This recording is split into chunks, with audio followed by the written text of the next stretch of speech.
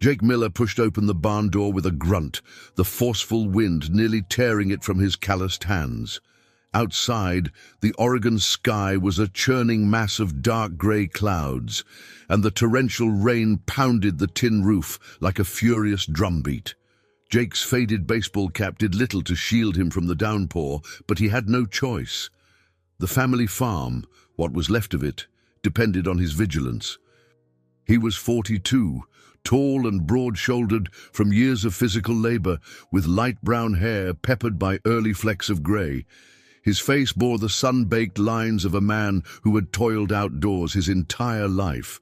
Inside the barn, his horses stomped nervously, ears pinned back as thunder rumbled. "Easy there, Ranger," Jake murmured, stepping inside to calm his favorite horse.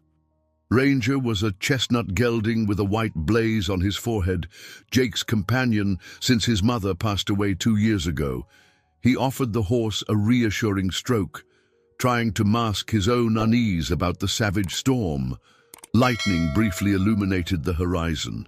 In that electric flash, Jake caught sight of something out by the fence line that didn't belong, a shape slumped near the edge of the woods where the pine trees swayed dangerously. For a moment, he assumed it was a broken fence post or a tree limb, but when the lightning flared again, he realized it looked more like a person. "Lord," he breathed, grabbing his flashlight and hurrying out into the squall. The mud pulled at his worn boots, every step an effort against the relentless wind. Drawing closer, he made out the figure of a woman lying on her side, drenched and unconscious. Her clothes, though spattered with mud, appeared expensive. She had dark hair slicked to her head, a nasty cut on her temple, and her skin looked alarmingly pale. Dropping to one knee, Jake checked for a pulse. Relief flooded him when he felt the faint but steady beat. "Hey!" he called, his voice nearly lost to the wind. "Mom, can you hear me?" She didn't respond.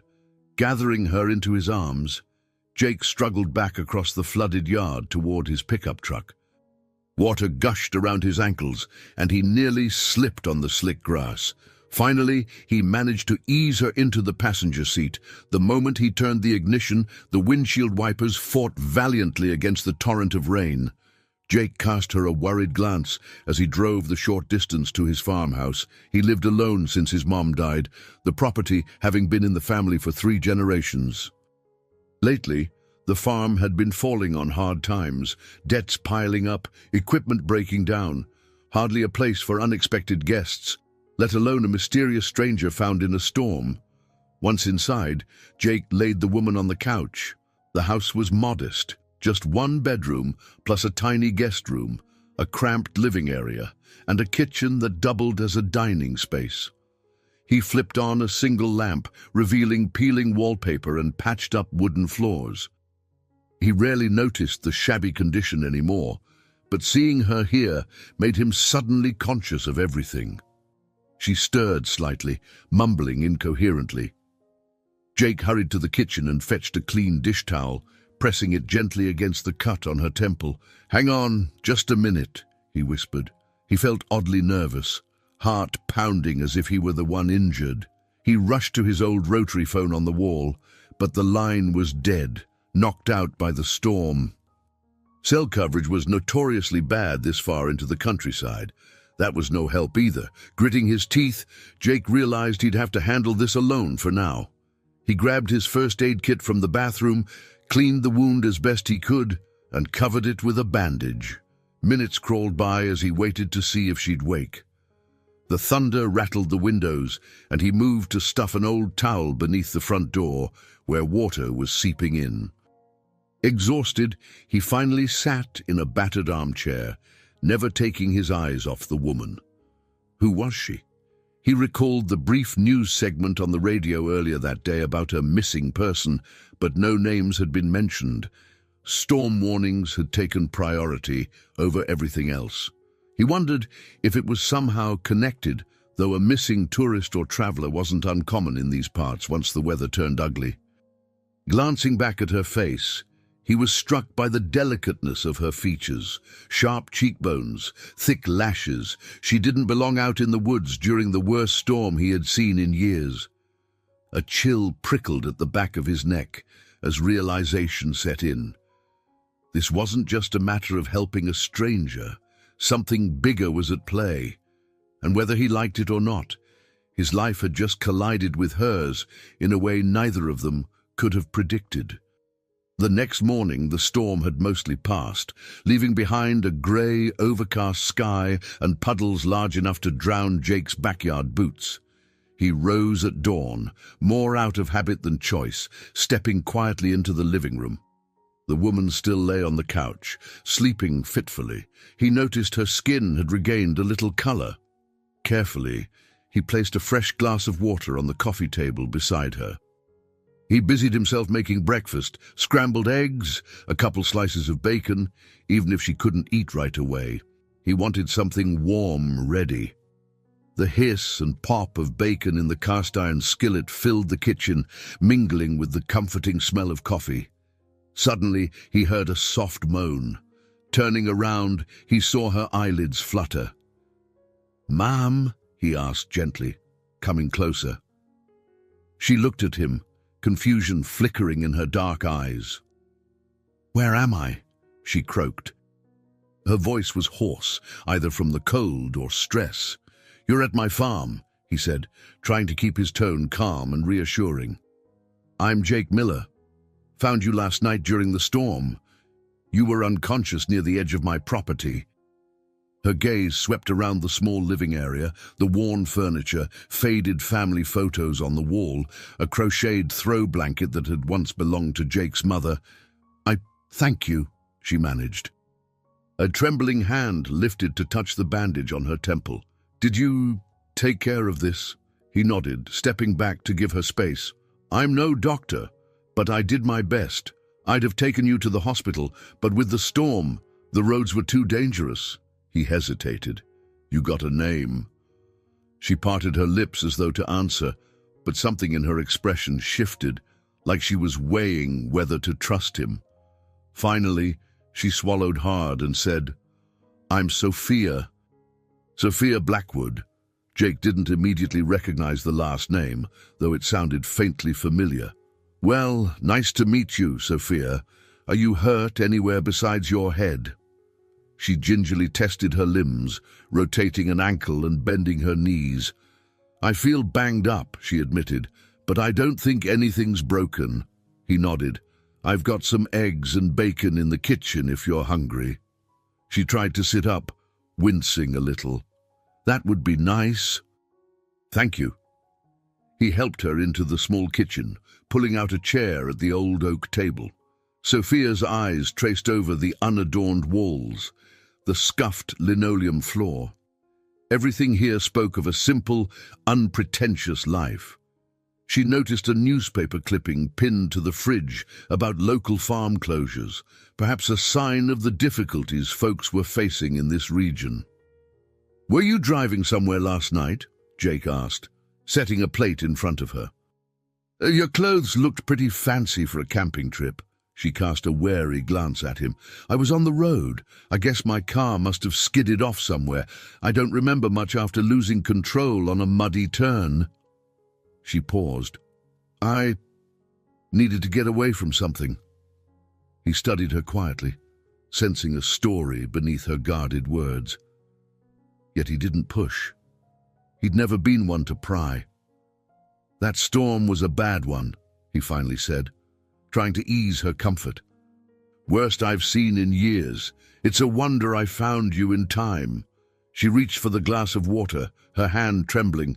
"I'm grateful, really. If there's some way I can repay you." Jake raised a hand. "Let's just focus on getting you well first." Before he could say more, the screen door creaked. Ben Carter, Jake's friend and local mechanic, appeared in the doorway. He was a stocky man in his mid-40s, a grease-stained cap perched on his head. He paused, eyebrows shooting up at the sight of Sophia. "Morning," Ben greeted, a hint of curiosity in his voice. "Hope I'm not interrupting." Jake waved him in, It's fine. Sophia, this here is Ben, my oldest friend. Ben, meet Sophia. She had an accident last night. Ben nodded politely. Mom, Sophia managed a small smile. Nice to meet you. Ben turned his gaze to Jake, speaking in a low tone. I came by to see if you weathered the storm all right. Heard on the radio about someone missing in these parts. Figured I'd check up on you. Jake tensed slightly. He recalled hearing that same report, though no name had been given. Yeah, I'm okay. Roof took a little beating, but not too bad. He noticed Ben's pointed glance toward Sophia. She's, just resting up for a bit. Might need to get her car from the ditch once the road's clear. Ben shrugged, scratching the back of his neck. Well, if you need a tow, let me know. I can come out with the pickup. The conversation remained polite, but Jake sensed 1,000 unspoken questions swirling behind Ben's friendly eyes. He hoped he could handle them later, away from Sophia's earshot. As Ben left, Sophia's gaze lowered. She seemed to sense the tension. I'm sorry, she said quietly. I know this is an inconvenience. Jake shook his head. Life around here is nothing if not unpredictable. You stay as long as you need to heal. I'll try to phone the sheriff if the line's working again, or we can drive into town once the roads dry up a bit. Sophia nodded, a faint resignation in her expression. All right, she murmured. But there was an unmistakable shadow of worry behind her eyes, as though she feared what awaited her if she left this little farmhouse safety net too soon. Jake spent the rest of the day balancing his usual chores with keeping an eye on Sophia. The storm had turned his vegetable garden into a swamp, and he had fences to mend. He noticed her watching from the window as he fought with a hammer and some nails, trying to reattach loose boards. Occasionally, she'd offer to help, but he insisted she rest. As evening approached, he noticed the tension never left Sophia's eyes. She'd jump at every creak of the house or distant roll of thunder. He figured she was still shaken from her accident, but something else seemed to trouble her, something deeper than just physical pain.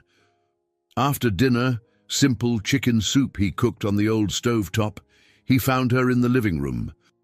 She was sitting on the couch, hugging her knees. Her dark hair fell loosely around her face, and she wore one of his mother's old sweaters he'd offered earlier. The hem nearly reached her thighs.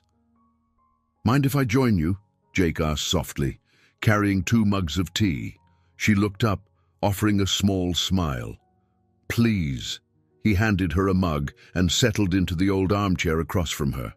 The soft glow of a table lamp gave the room a warm but slightly melancholic feel.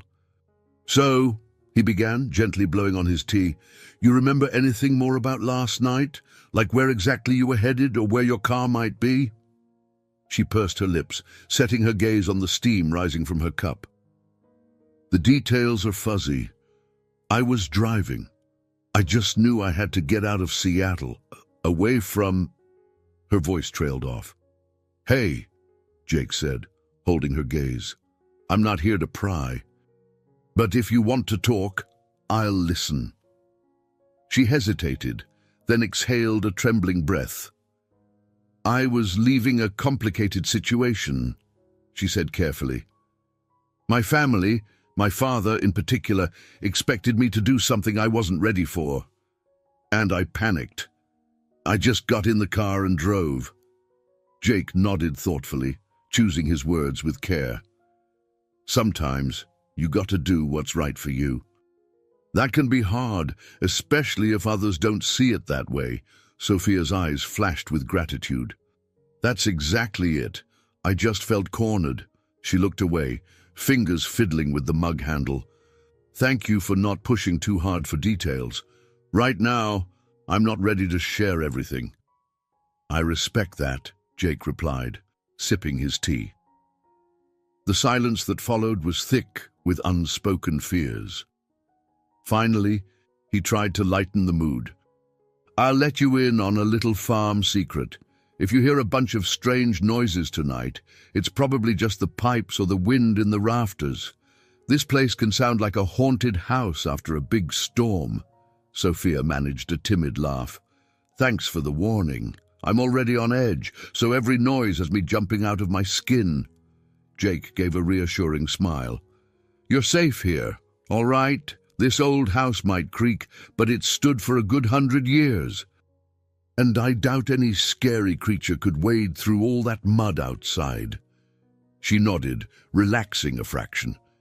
You've been more than kind. I know I keep saying it, but thank you. Before Jake could respond, a crackle broke the silence. The radio on the kitchen counter. Static rose and fell, mingling with the faint hiss of leftover storm winds outside. Over the white noise, a reporter's voice emerged, listing local storm damage. Then came a brief mention. In other news, the search continues for a missing Seattle woman, last seen driving south on I-5. Authorities are asking for any information. Jake tensed, eyes flicking to Sophia. She seemed to hold her breath. He reached over to turn the volume down. That's enough for one night, he said quietly. Sophia swallowed hard, her expression distant. Missing Seattle woman. It sounds like it might be me. She tried to smile, but it fell short. Jake's jaw clenched as a sense of responsibility washed over him. All right, he said gently. I'll try calling the sheriff in the morning, see if the phone line's back. If not, we can drive into town in a day or two. That'll give you time to rest up. Her eyes darted nervously. Thank you, she whispered. He recognized the fear in her voice. She seemed torn between wanting to do the right thing, turning herself in or informing her family she was safe, and an overwhelming desire to remain hidden. Jake didn't have all the pieces of her story, but he felt the weight of her dilemma. He knew, deep down, that this situation was more complicated than a simple rescue. The storm, it seemed, had only been the beginning. That night, as he lay awake in his bedroom, listening to the gentle patter of leftover rain on the roof, Jake couldn't shake a sense of unease. He'd always followed a moral code, honesty and hard work. Yet, now, he questioned whether helping Sophia in her secrecy might land him in deeper trouble than he ever imagined.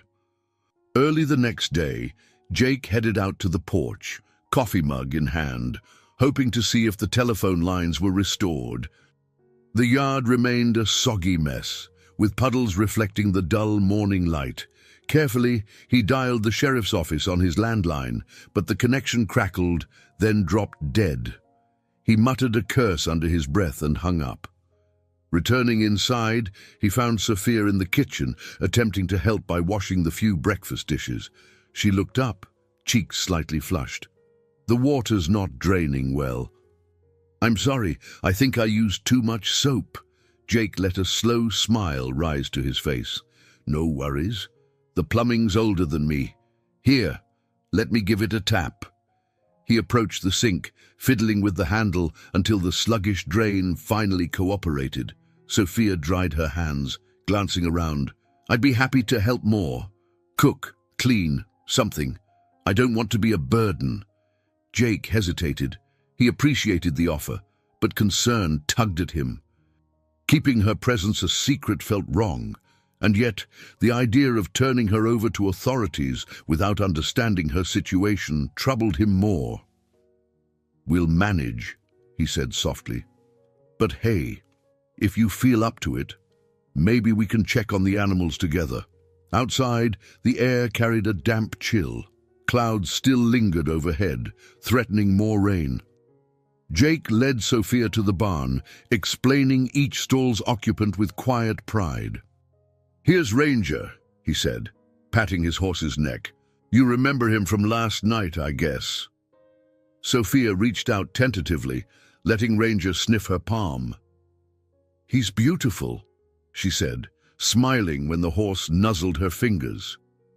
The moment felt peaceful, almost normal, as though they were simply two people going about a daily routine. Their respite was short-lived. Suddenly, the crunch of tires on gravel announced an unexpected visitor. Jake turned to see an older pickup rolling into the yard. He recognized the official seal on the door. Tom Patterson, the county sheriff, was making his rounds. Panic flared in Sophia's eyes. She shrank back behind the barn door. Jake swallowed hard, turning to her. "Stay put," he whispered. "I'll handle this." Stepping into the open, Jake waved, striving for a casual tone. "Morning, Sheriff." Tom Patterson, a tall man in his 50s with a neatly trimmed mustache, returned the greeting, eyes sweeping over the property. "Morning, Jake. Storm do you much damage?" Jake forced a friendly shrug. "A bit. Fence is busted in a couple places. Lost some shingles off the roof, but nothing we can't fix." The sheriff nodded. "Good to hear. Mind if I come in for a moment?" "Figured I'd check on folks, see if anyone needs a hand." Jake's stomach tightened. "Sure, but, it's a bit messy." Tom laughed, stepping out of his truck. "I've seen worse." Then his gaze flickered toward the barn. "You got company, Jake?" Jake scratched his head. "Just me and the animals, mostly. A friend stopped by earlier, but he's gone now." The sheriff glanced around, unconvinced, but didn't press. "All right, well, I won't take too much of your time. Town's all stirred up about this missing woman from Seattle. Family's putting up a reward if anyone's seen her." Jake's heart pounded so loud he was sure Tom could hear it. "Yeah, I heard something on the radio. Don't know the details, though." Tom sighed. "Name's Sophia Blackwood. Her father's some big-shot businessman up north. They're worried sick." He peered at Jake, as if trying to gauge any reaction. "She went missing around the same time that storm hit. Figured I'd stop by local farms, see if anyone spotted a stranded motorist." Jake swallowed, doing his best to keep calm. "Haven't seen anybody out this way," he lied, pulse racing. "Then again, you know how heavy that rain was. Could hardly see past my own front yard." Tom nodded slowly, crossing his arms. "Sure. Well, if you do hear or see anything, let me know. Not often we get big rewards thrown around." "You could help a struggling farmer, if you catch my drift." Jake plastered a faint smile on his face. "I'll keep that in mind." With that, Tom bid farewell and climbed back into his pickup. As the sheriff drove off, Jake exhaled shakily. He felt a twist in his gut, part guilt, part anxiety. Sophia emerged from behind the barn door, her expression grim. "I heard him mention the reward," she whispered. "Jake, I can't stay here if it's going to cause trouble for you." "I can't let you lie to the sheriff on my account." Jake looked into her eyes, seeing a swirl of fear and resolve. "I don't care about the trouble." "Well," he admitted with a sigh, "that's not entirely true. But I'm not turning you in until I know you're ready to face whatever you're running from. You understand?" Tears glistened on her lashes as she nodded. "I do." And in that moment, Jake knew he was risking more than just a brush with the law.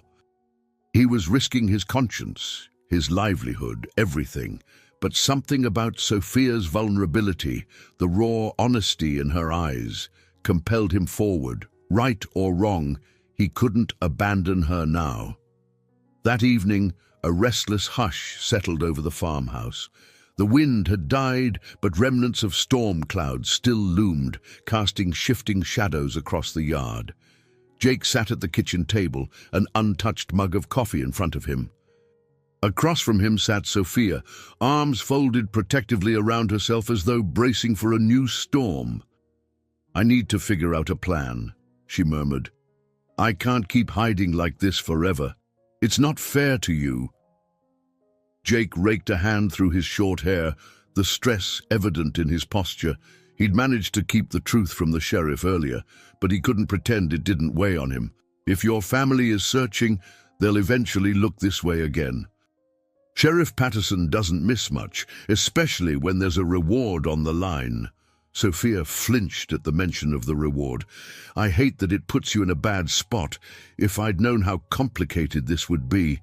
She bit her lip, then exhaled a long breath. "But I can't go back to Seattle. Not yet."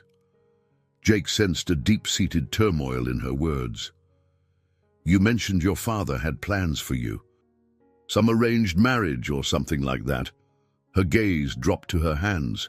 "His business empire depends on certain alliances. Marrying Andrew Green was supposed to cement a merger. It's not love, it's a transaction." Jake's jaw tightened. "That's awful. No wonder you ran."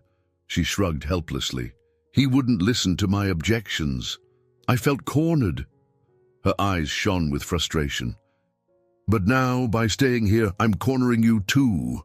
He leaned forward, voice quiet but firm. "Listen, I can't claim to understand corporate deals or arranged engagements, but I do know the feeling of being trapped. This farm, my debts, the sense of obligation, it can choke you sometimes. But that doesn't mean you just hand over your life to someone else's demands." Sophia blinked back tears. "You could benefit from the reward, you know. I've seen those overdue bills on your counter. I could even pay you directly. Maybe that would help your farm." His cheeks warmed with a mix of embarrassment and indignation. "I'm not after your money, and I wouldn't be able to look myself in the mirror if I took you back to your father against your will." Silence stretched between them. Finally, she spoke in a trembling voice. "Then what do we do?" Before Jake could answer, a knock sounded at the door. He darted a glance at Sophia, then rose to answer. Cracking the door open, he saw Maggie Hollister, the 65-year-old neighbor who had known his family forever. Her lined face wore an expression of concern. "Jake, everything all right?" she asked gently. "Heard the sheriff was making rounds?" Jake beckoned her inside, trusting Maggie's discretion. "Come on in. There's someone I'd like you to meet." When Sophia came forward, Maggie didn't show shock, only a subtle lift of her brows, then a kind smile. "Hello, dear. I'm Maggie, Jake's neighbor." Sophia's polite nod couldn't hide her nervousness. "Nice to meet you." Maggie glanced between them, sensing the tension. "I'm guessing you're the one the radio's been talking about, the missing woman from Seattle?" Sophia stiffened, but nodded. Maggie sighed. "Well, I won't pry into your reasons. I'm sure you have them. I just wanted to offer some support. If you two need extra supplies or someone to distract the sheriff, you can count on me." Jake felt a wave of relief.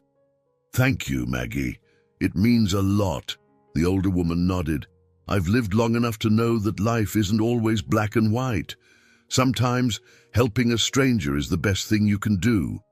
But be careful, Jake. The family offering that reward is powerful. You don't want to get on their bad side." After Maggie left, Sophia seemed both heartened by the neighbor's kindness and worried about the risk. "That woman barely knows me, and she's willing to help." "That's how folks are around here," Jake replied quietly. "We look out for each other. Sometimes it's all we have." They returned to the table, the coffee now cold. The flicker of a single overhead light cast long shadows on the walls. It felt as though the house itself was holding its breath, waiting for the next move. Jake cleared his throat. "If you really want to stay hidden for a little while, we can, but it's your call. I won't force you to do anything. You can leave, or we can try to fix your car, though if anyone sees your license plate, word might spread. Either way, we have to decide soon." Sophia rubbed her temples, eyes full of indecision. "I don't know, Jake. My heart says stay, but my mind, I'm afraid of the lies, the risk." He reached across the table, placing a reassuring hand over hers. "We'll figure it out. You're not alone in this." For a moment, her eyes fluttered shut, and Jake sensed the weight of her relief and her fear. A single tear escaped, rolling down her cheek. In that instant, the unspoken bond between them solidified. They were two souls pushed together by circumstance, both searching for a path out of their troubles. Outside, another gust of wind rattled the window. Inside, their vacillating decision lingered, full of promise and danger alike. Together, they stood on the cusp of a journey that would challenge their moral compasses and test the limits of their hearts. Dawn broke with a soft mist clinging to the pasture, lending the early morning an otherworldly hush. Jake, already up to tend to the animals, poked his head into the small guest room to check on Sophia. She was awake, propped against the pillows he'd hastily arranged for her. Though she still looked tired, her color was better than when he'd first found her. "You hungry?" Jake asked, leaning against the doorframe. Sophia nodded. "Starving, actually." He smiled. "I'll make something warm. Maggie usually stops by this time of day with some fresh eggs. Maybe we'll get lucky." Almost on cue, there was a gentle knock at the back door. Jake went to let Maggie in. She was a sturdy woman of 65, with graying hair swept into a practical bun. She carried a wicker basket brimming with eggs and produce from her own garden. "Morning, Jake," Maggie greeted. Then, spotting Sophia peeking around the corner, she offered a warm smile. "And good morning to you, dear." Sophia stepped forward, self-conscious in one of Jake's old flannel shirts, sleeves rolled up awkwardly. "Good morning. Thank you for bringing these. It's very kind." Maggie waved off the gratitude. "Oh, it's nothing. Got more than I can use, and I suspect you two could use all the help you can get right now." Her tone was gentle, but her gaze was sharp enough to catch any subtle tension in the room. Jake took the basket to the counter, rummaging through it. "You're spoiling us," he teased, finding not just eggs but also tomatoes, onions, and even a small jar of homemade jam. Maggie chuckled. "I call it neighborly duty." Then she turned back to Sophia. "Jake said you'd been through quite a storm, literally and otherwise. You feeling all right?" Sophia hesitated, aware Maggie likely knew her identity. "Better, yes. It helps to feel safe here." She paused, fiddling with her shirt cuff. "But I'm still not sure what my next step should be." Maggie exchanged a meaningful glance with Jake. "Well, sometimes a little fresh air and a good day's work can help clear the mind," she advised, her eyes warm with sincerity. "Jake, maybe you can show her around the property, get her hands busy, let her see what honest labor feels like." Sophia's cheeks colored slightly, and she smiled shyly. "I'd like that." Once Maggie departed, Jake handed Sophia a pair of old work boots and led her outside. The morning sun broke through the mist, revealing rolling fields dotted with scattered fence posts. In the distance, a small herd of cows meandered, oblivious to any human drama. "I'll warn you," Jake said, striding beside her, "farming's no glamorous affair. But there's satisfaction in it, knowing you're putting real food on people's tables." Sophia took in the scenery, her dark eyes lingering on a field of wildflowers by the fence line. "I'm not sure I've ever had the chance to do something so grounded," she admitted. "I grew up in a corporate family. Everything was numbers on a screen, profits, fancy parties. It's just different." Jake nodded. "Different in a good way or bad way?" She gazed at the horizon. "So far, good. Feels real." He handed her a worn pair of work gloves. "Ready to get those boots muddy." The morning passed in slow, methodical tasks. They checked the fences for damage, hammered nails, replaced broken boards.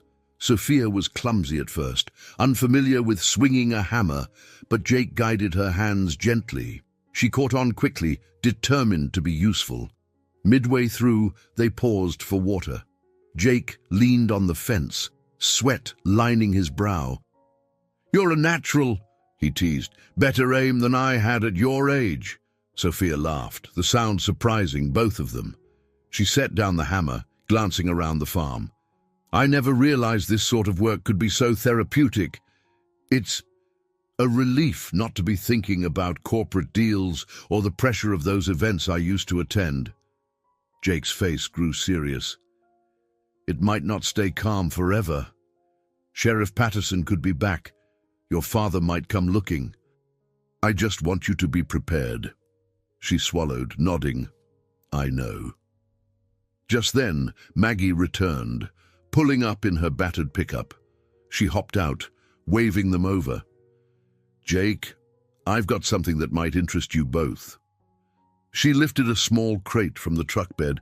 Inside was a newborn lamb, weak and shivering.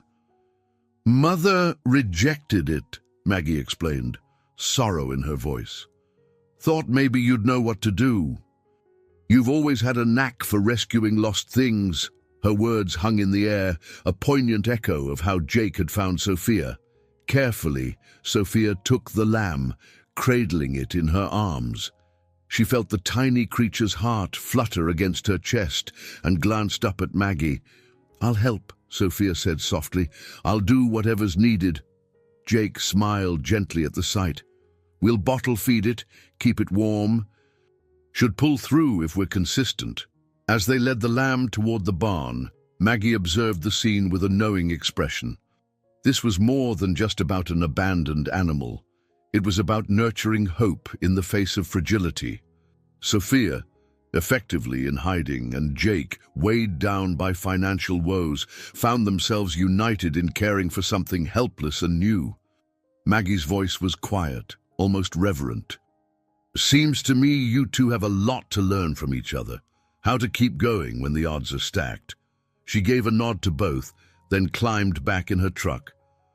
I'll be back to check on you all soon. As the truck rumbled away, Jake and Sophia exchanged a look that spoke volumes. Together, they were forging an unspoken bond, a shared mission to protect the vulnerable, be it a lone lamb or the woman Jake had rescued in the storm. They were stepping beyond mere shelter and sympathy, entering a realm of mutual learning and trust. For the first time since her arrival, Sophia accompanied Jake into town. The paved road was still slick with leftover rain, and evidence of the recent storm lingered in fallen branches and pooling water along the shoulders.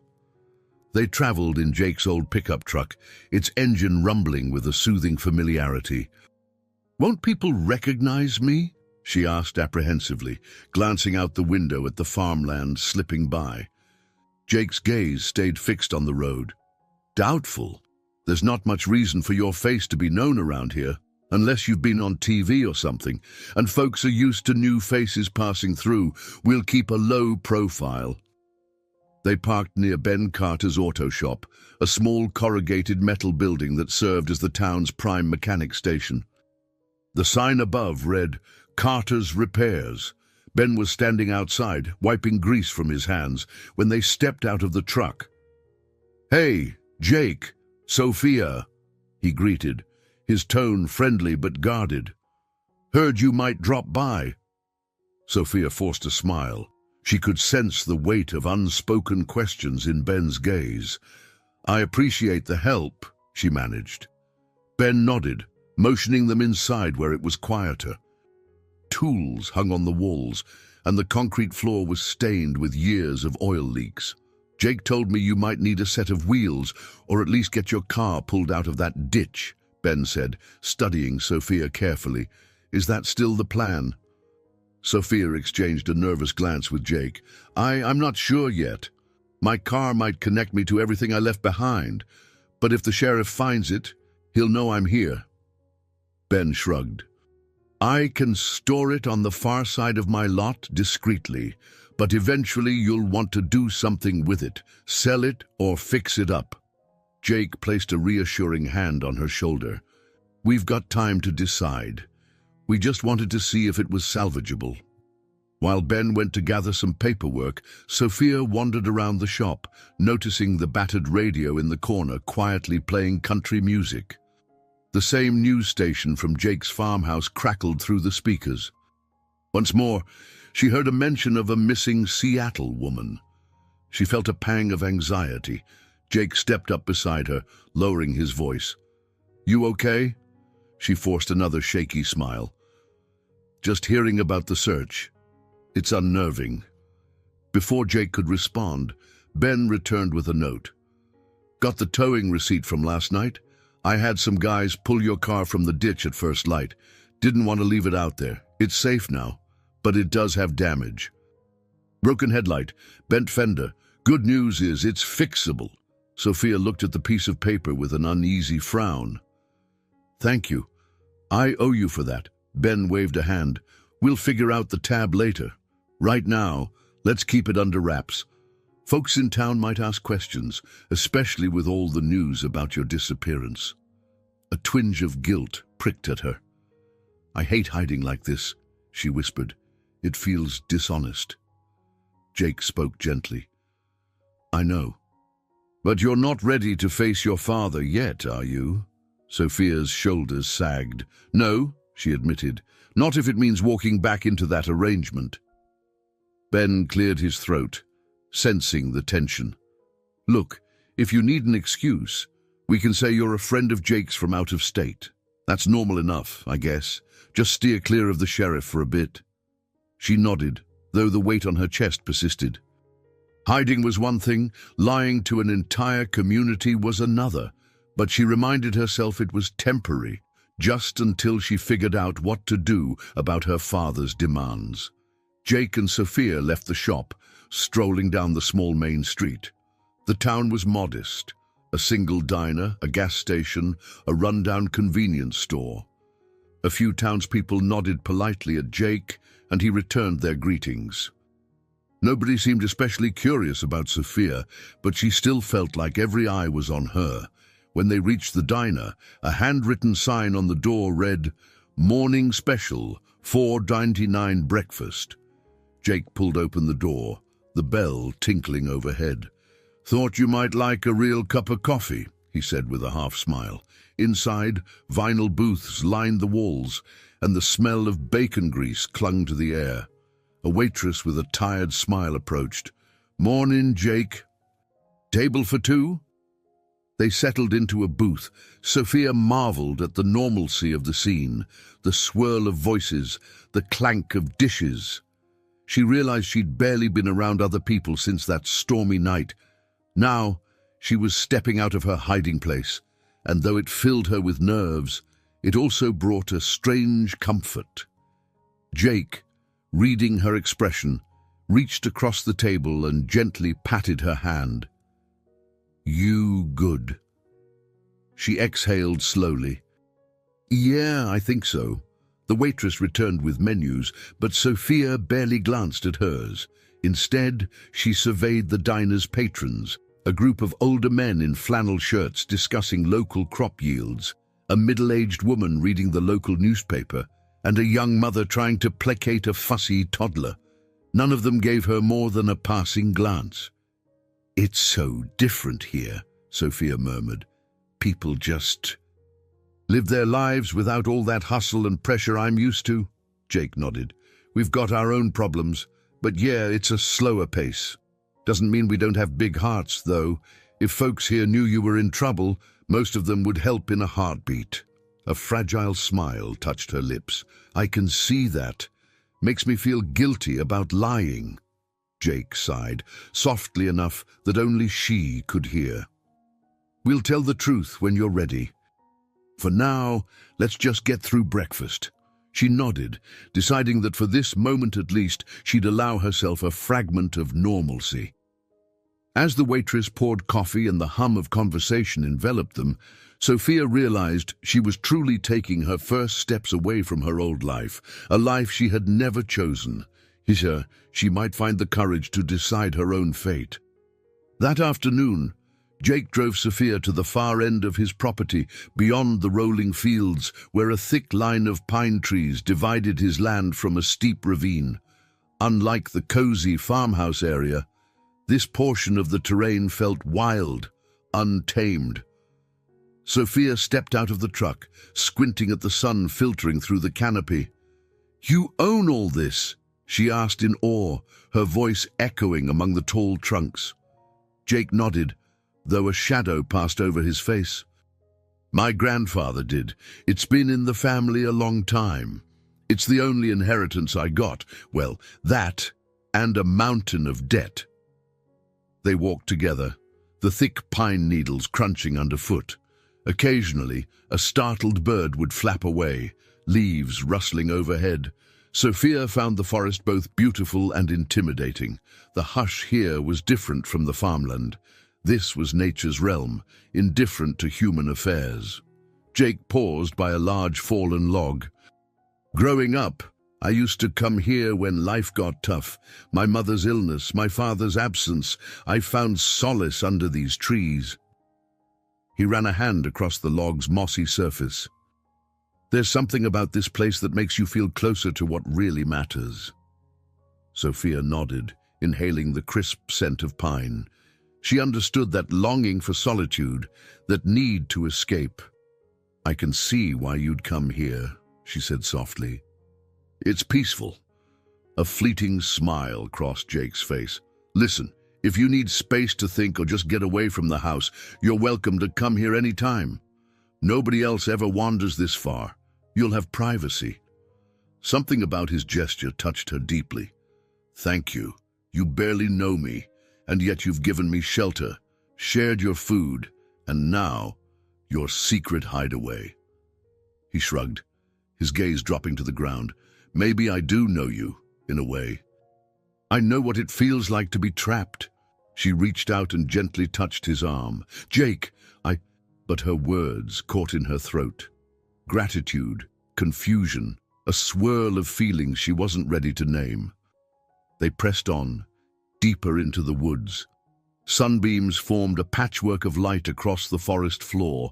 Though they didn't speak much, there was a comforting rhythm to their steps. Here, away from prying eyes, from the threat of the sheriff or her father's men, Sophia felt some of the tension in her chest ease. Eventually, they reached a small clearing where a narrow creek trickled between rocks. Jake pointed out the clusters of wild berries and a pair of deer that darted away at their approach. I can see why you stayed with the farm, Sophia said after a while, her tone gentle. Even with all the hardships, it's beautiful and raw. It's life, Jake nodded, hands in his pockets. Yeah, it's hard to imagine leaving all this. Sometimes, though, I wonder if I should sell part of the land to pay off debts. But letting go of what my family built feels like giving up a piece of myself. Sophia cast him a sympathetic look. I wish I could help, she whispered, a pang of guilt accompanying the thought of her privileged upbringing. She'd had resources at her disposal, financial wealth that now felt like a burden. Jake noticed her troubled expression. Don't start feeling guilty over that. We all make our way somehow. I'd rather figure out a solution on my own, or at least one that doesn't involve betraying you. At the mention of betrayal, a flicker of fear crossed her face. You really could turn me in and claim the reward. It might solve all your financial problems. He hesitated, the thought clearly having crossed his mind before. Then he shook his head. Money can't buy back integrity. I won't sell you out. She exhaled, relief evident in her smile. Thank you. They followed the creek a short distance, stopping at a flat rock where the water made a gentle burbling sound. They sat side by side, legs dangling over the edge. The canopy overhead framed the sky, which had turned a brilliant blue. For a moment they were just two people sharing a quiet afternoon, the drama of missing persons and arranged marriages far removed from this tranquil spot. In that stillness, Sophia realized how drastically her world had changed. She was no longer at glamorous corporate events or overshadowed by her father's demands. She was here, sitting on a creek rock beside a man who offered kindness without conditions. A breeze whispered through the pines. Jake cleared his throat. I should probably check on the lamb soon, see if it's feeding okay. Sophia nodded, but she felt a pang of disappointment at the thought of leaving. She cast a final glance at the creek, imprinting the scene in her mind. This was her special world, an uncharted territory of emotions and revelations. As she rose to follow Jake back to the truck, she couldn't help but wonder if she'd ever be ready to return to the life she once knew. Over the following days, Sophia settled into a tentative routine at the farmhouse. She woke early, helping Jake feed the animals and tend to the garden. She surprised herself by how quickly she adapted to the manual tasks. One morning, she stood at the chicken coop, scattering feed while a half-dozen hens pecked frantically at the ground. She wore a pair of Jake's old jeans, cinched at the waist with a borrowed belt and an oversized hoodie. Just weeks ago, her daily routine involved dressing in tailored suits and attending boardroom meetings. Now, the clucking of chickens replaced the murmur of executives. Jake approached from behind, carrying a stack of clean straw. "You all right?" he asked, noticing her momentary pause. She laughed softly, shaking her head. "It's still surreal, that's all. If someone had told me last month that I'd be shoveling straw in a chicken coop, I wouldn't have believed them." He grinned. "Life has a way of surprising us. Didn't think I'd be harboring a high society runaway either." She tossed him a playful glare. "I never said I was high society." He tilted his head, amused. "Well, you certainly aren't the typical traveler who lands at my doorstep. But you're learning fast." Indeed, she had started to find a sense of purpose in the simple chores. There was something cleansing about working with her hands, seeing immediate results, a clean stall, fed animals, fresh produce from the garden. It was a far cry from the abstract deals her old life revolved around. Later that day, Maggie stopped by to check on them, as she often did. She found Sophia kneeling in the makeshift nursery area of the barn, bottle-feeding the lamb they'd rescued. The animal was gaining strength, and Sophia had grown oddly protective of it. Maggie smiled. "You two look like old friends." Sophia gently stroked the lamb's soft head. "She's relying on us for everything. Makes me wonder how many times I've taken my own life for granted." Maggie glanced around the barn, noticing how Sophia had organized some of Jake's supplies, neatly labeled feed sacks, stacked tools in a corner. It wasn't the typical system Jake used, but it looked far more efficient. "You're quite the natural at this." Sophia shrugged shyly. "I just see things that need doing, and I do them. It feels good." Maggie nodded, her voice warm. "Sometimes the hardest part of a new life is just stepping into it. You're doing that now." Sophia's cheeks colored slightly. She looked at the older woman curiously. "Maggie, have you ever—" She hesitated. "Ever gone against everything expected of you? Risked it all for something?" Maggie's face grew somber. "A long time ago, yes. I had a fiancée my daddy approved of, but I knew it wasn't right for me. I left town for a while, tried to build a life on my own terms. Ended up back here eventually, but it wasn't an easy road." She offered Sophia a meaningful look. "But it was worth it." Sophia felt a wave of relief wash over her. "That's encouraging. Sometimes I wonder if I'm just being foolish, risking my safety and lying to everyone." Maggie placed a comforting hand on Sophia's shoulder. "It's not foolish to follow your conscience. Foolish is ignoring it." Soon after, Jake joined them, dusting off his gloves. He and Maggie spoke briefly about the upcoming county fair, though with finances tight, Jake wasn't sure he could afford to travel or present any livestock. Sophia listened, an idea forming in her mind. "What if we sold some produce or homemade crafts? Maybe I could help make jam or something to sell at a stall." Jake blinked in surprise. "That's an interesting thought. I hadn't really considered it." Maggie grinned. "This place used to be known for Mrs. Miller's preserves, if I recall correctly. People came from all around to buy them." A small smile tugged at Jake's lips, a hint of nostalgia at the mention of his mother. "Yeah, she made a mean berry jam." Sophia felt a spark of excitement. "We could try reviving that idea. It might bring in a little extra income, and it'd be a good distraction." Jake rubbed the back of his neck, glancing at Maggie. "You think folks would buy jam from a local booth again?" Maggie's eyes danced. "Absolutely. Around here, folks value homegrown, homemade goods. You make it, and I'll spread the word." A ripple of hope spread through the small group. It wasn't a grand business plan or a corporate merger, but it was tangible, something they could accomplish with their own hands. Later, as Sophia took the lamb back inside, she felt a surge of satisfaction at the thought of contributing. She wasn't just hiding anymore.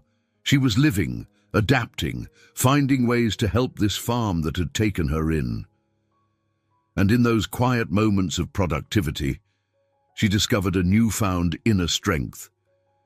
The overwhelming fear that had gnawed at her since fleeing Seattle dulled just enough for her to appreciate the possibility of a different life, one grounded in honesty, hard work, and genuine connections. Over the next week, a subtle shift took place around the farmhouse. Maggie and Ben became not just acquaintances, but vital allies in helping maintain Sophia's secrecy. Neither ever directly acknowledged her true identity, but their subtle efforts, casual check-ins, quietly spreading cover stories about Jake's visiting cousin, allowed Sophia to move with slightly more freedom. One afternoon, Maggie invited them all over for a small luncheon at her place. Her home, a cozy cottage with a bright blue door and window boxes overflowing with geraniums, sat nestled at the edge of her property. "We can talk jam recipes," Maggie announced with a grin, leading them into her neat kitchen. A delicious aroma of homemade bread and roasted vegetables greeted them. Ben arrived soon after, tipping his cap at Sophia. "Ma'am," he said in a teasing drawl. "Or should I say, cousin from out of state?" Sophia blushed, but managed a good-natured smile. "You've all been so generous with me. I don't take it for granted." They settled around Maggie's table, passing dishes of roasted squash, fresh salad, and bread slathered with butter. Laughter flowed easily, spurred by Maggie's humor and Ben's steady stream of stories about the odd vehicles he'd repaired lately. Jake quietly observed Sophia's interactions. She seemed less guarded, more open to sharing small anecdotes from her past, although she avoided any direct mention of her wealthy upbringing. "So, your father," Ben ventured carefully at one point, his brow wrinkling. "I suppose he's not the type to give up searching easily." Sophia's eyes dimmed. "No, he's tenacious, but sometimes I wonder if it's concern for my well-being or for our family's reputation." She fiddled with a napkin, the confession hanging in the air. Jake felt a rush of sympathy. "Well, if he does come around, you'll have folks here who'll vouch for you." His tone was confident, though he was acutely aware of the risks in that statement. Maggie, sensing the heaviness, cleared her throat. "Now, about these jam recipes." She pulled a weathered notebook from a shelf. "Mrs. Miller's original instructions. I borrowed them once, years ago." She slid it across the table to Jake. He picked it up, smiling faintly. "Didn't know you still had this," Maggie shrugged. "I'm a pack rat for sentimental things. Your mother was a dear friend." Sophia peered over Jake's shoulder, reading the neat handwriting. Step-by-step guides for canning fruit preserves.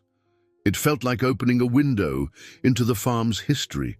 "We can start small," she suggested. "Maybe just enough jars to sell at the local farm stand, or that county fair you mentioned." Ben spoke up. "People love nostalgia. If you tell them these are old Miller family recipes, you'll have them lining up." A flicker of pride lit Jake's eyes. "We used to rely on small stuff like this to keep afloat. My mother never lost faith, even when bills stacked up." Maggie set down her fork. "Now enough about jam. Let's talk about you two. How are you holding up, truly?" Jake and Sophia exchanged glances.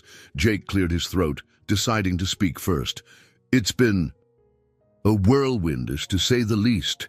But I can't deny it's also been nice to have company around the farm. Usually it's just me and the animals." Sophia smiled softly. I feel like I'm learning a whole new way of life. It's strange, but I don't miss Seattle as much as I thought I would." Maggie gave a sage nod, her gaze drifting between them. "You two look out for each other. All right. There's a kindness here that shouldn't be ignored." Jake's cheeks colored slightly.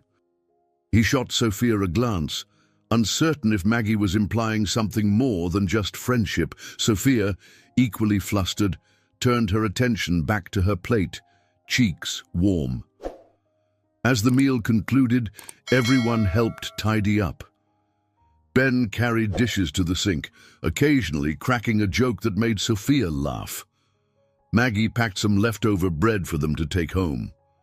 The sense of camaraderie reminded Sophia of what a real community felt like: supportive, genuine, without ulterior motives.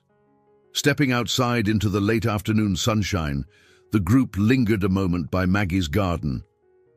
"You two come back anytime," Maggie said. "My door's open." Sophia embraced the older woman impulsively, a gesture of gratitude that brought tears to Maggie's eyes. "Thank you for everything. You've all been so kind." On the drive back to the farm, an easy silence filled the truck's cab. Jake finally spoke, glancing at Sophia. "I'm glad you're making friends. It feels right, doesn't it?" She stared at the winding road ahead, her heart full. "It does, more right than I expected." Yet beneath that warmth, a quiet tension remained. They both knew that acceptance in the community wouldn't shield them if the outside world came crashing in. The fragile cocoon they'd built with Maggie and Ben's help might be shattered by a single phone call or an unexpected visitor. Still, for this brief moment, the budding friendship among the four of them was a haven of hope. A place where secrets and fears could, at least temporarily, be held at bay. Jake was in the barn mending a bridle strap when the sound of an approaching vehicle interrupted the calm. It wasn't Ben's truck, which he recognized by the distinct muffler rattle, nor Maggie's pickup. This engine purred more smoothly. He dropped his tools and stepped out, spotting a sleek black SUV rolling up the long dirt driveway. His heart thudded. No one around here drove a car like that unless they were from out of town or working for someone important. "Sophia," he whispered urgently, glancing around. She was just a few yards away, carrying a bucket of feed. Her eyes went wide as she, too, registered the newcomer. "Go," he urged. "Into the barn. Stay out of sight." She nodded, ducking behind a stack of hay bales. Jake took a steadying breath and walked to meet the vehicle, forcing a casual demeanor. The SUV's door opened, revealing a tall man in a charcoal grey suit. He had sharp features, slicked back hair, and an air of quiet authority. "Afternoon," Jake greeted, feigning politeness. The man inclined his head. "Jake Miller, I presume." Jake felt a chill. "That's right. Something I can help you with." The stranger reached into his jacket pocket, not for a weapon, but a business card. He held it out. "My name is Michael Harper. I'm a private investigator hired by the Blackwood family to locate Sophia Blackwood. I believe she might have come through this area." Jake kept his face neutral, ignoring the business card. "Lots of people pass through. Not sure I can help." Michael gave a thin smile, scanning the property behind Jake. "The sheriff mentioned you found a woman after the storm. He wasn't certain of her identity, but you do realize there's a considerable reward for reliable information." Jake's pulse roared in his ears. "I did find someone, yes, but she didn't match the description of that missing woman. She was just a lost traveler, needed a place to rest." Michael eyed him knowingly. "And where is this traveler now?" Jake spread his hands. "She left a few days ago." The investigator's gaze hardened. "That's so. And you wouldn't mind if I take a look around? Make sure she isn't still here, perhaps in need of assistance." Jake forced a calm expression, though dread coiled in his gut. "You got a warrant?" A muscle in Michael's jaw twitched. "No. but Mr. Blackwood is worried sick. He's authorized me to pay handsomely for any tips leading to his daughter's safe return. This farm looks like it could use a bit of financial help." Jake's gaze flicked to the barn, heart pounding. "I'm not interested in any reward, and unless you got legal papers, I'm afraid I can't let you snoop around." Michael's lips curved in a mirthless grin. "It would be a shame if someone thought you were interfering with a rescue effort. You might face legal consequences for harboring a missing person." Jake fought to keep his composure. "I'm not harboring anyone. If you want to check abandoned cars or run a search, talk to the sheriff." Their stare-down was intense, Michael's unwavering, Jake's defiant. Finally, the investigator sighed. "All right, I'll do it by the book." He turned to leave, but paused. "If you happen to see Sophia, tell her it would be in her best interest to come home. Her father just wants to ensure her safety." Jake held silent until Michael climbed back into the SUV and drove off, dust kicking up from the gravel. The moment the vehicle vanished down the road, Sophia emerged from the barn, eyes shining with fear. "Did you hear that?" she asked, voice trembling. "He's going to keep searching." Jake nodded, raking a hand through his hair. "Yeah, and we can't stop him." "But we can make it harder for him to find you." Sophia's shoulders sagged as she glanced around the farm that had begun to feel like a sanctuary. "I can't let him drag me back. Jake, She stopped, emotions catching in her throat. He moved closer, placing a steady hand on her arm. "We'll figure something out." His gaze was grim. "But we may need a backup plan. Because if he comes back with the law on his side, it won't matter what we say." She swallowed hard, tears hovering at the corners of her eyes. "I'm putting you at risk. Maybe I should go. Maybe I should just run again." Jake gently shook his head. "Where would you even go? And do you really want to keep running forever?" Sophia hesitated, the question hanging heavy. "No," she whispered. "But I don't want you caught in the crossfire." His grip on her arm tightened in reassurance. "Hey, we're in this together now.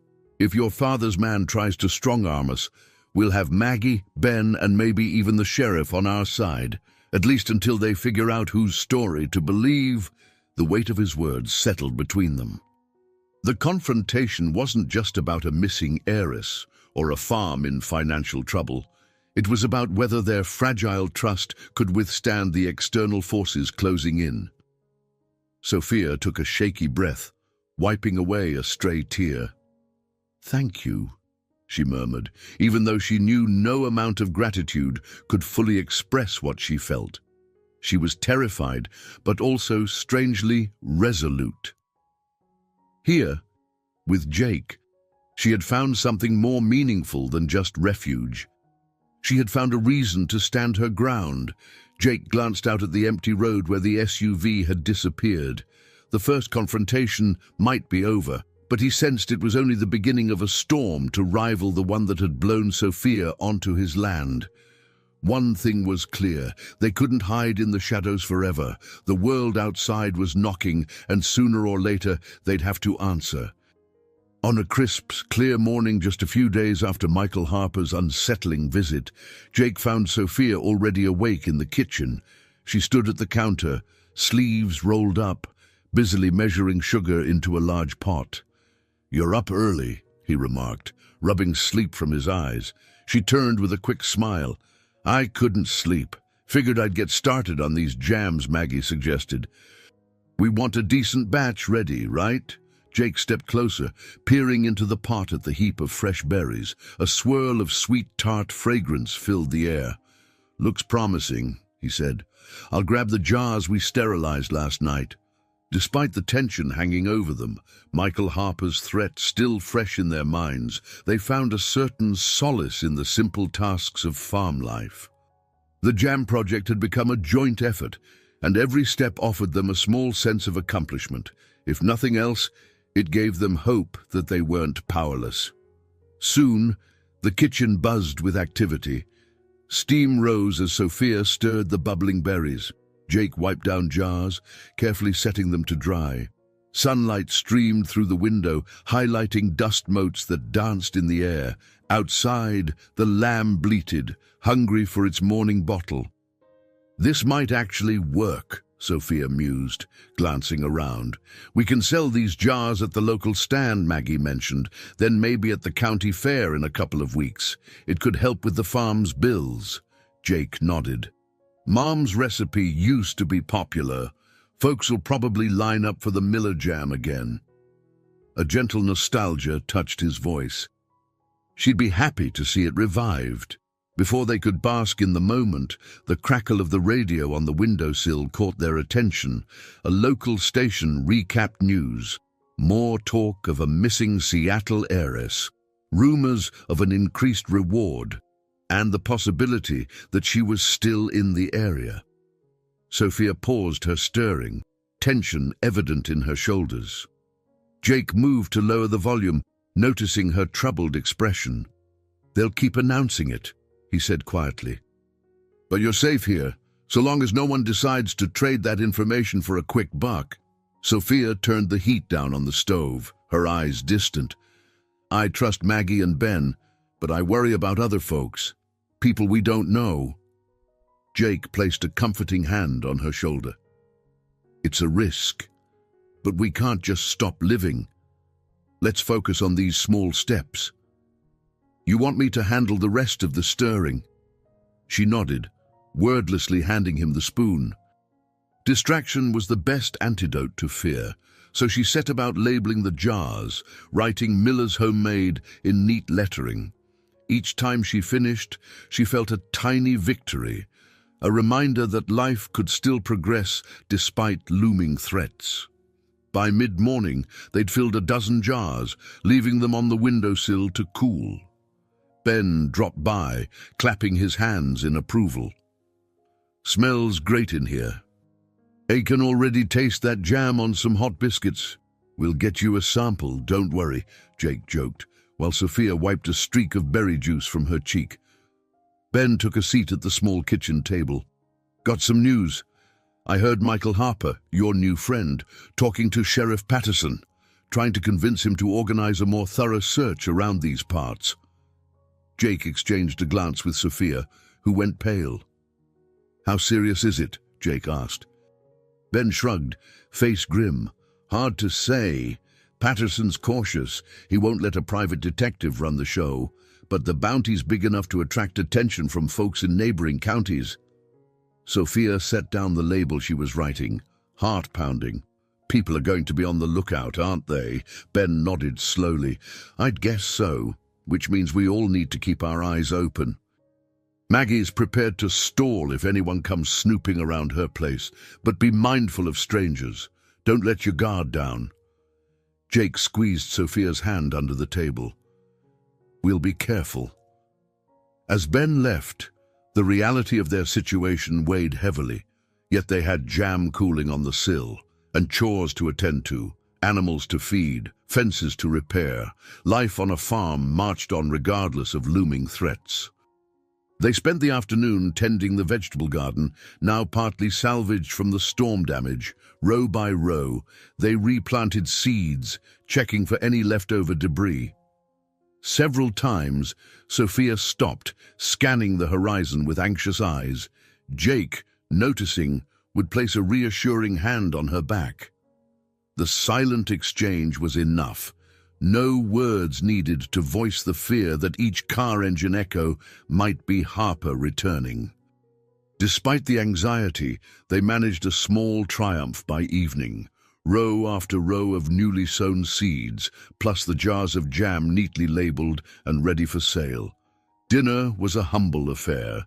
Scrambled eggs, homemade bread, and a taste of their fresh jam. It glistened in the lamplight, the sweet reward of a day's labor.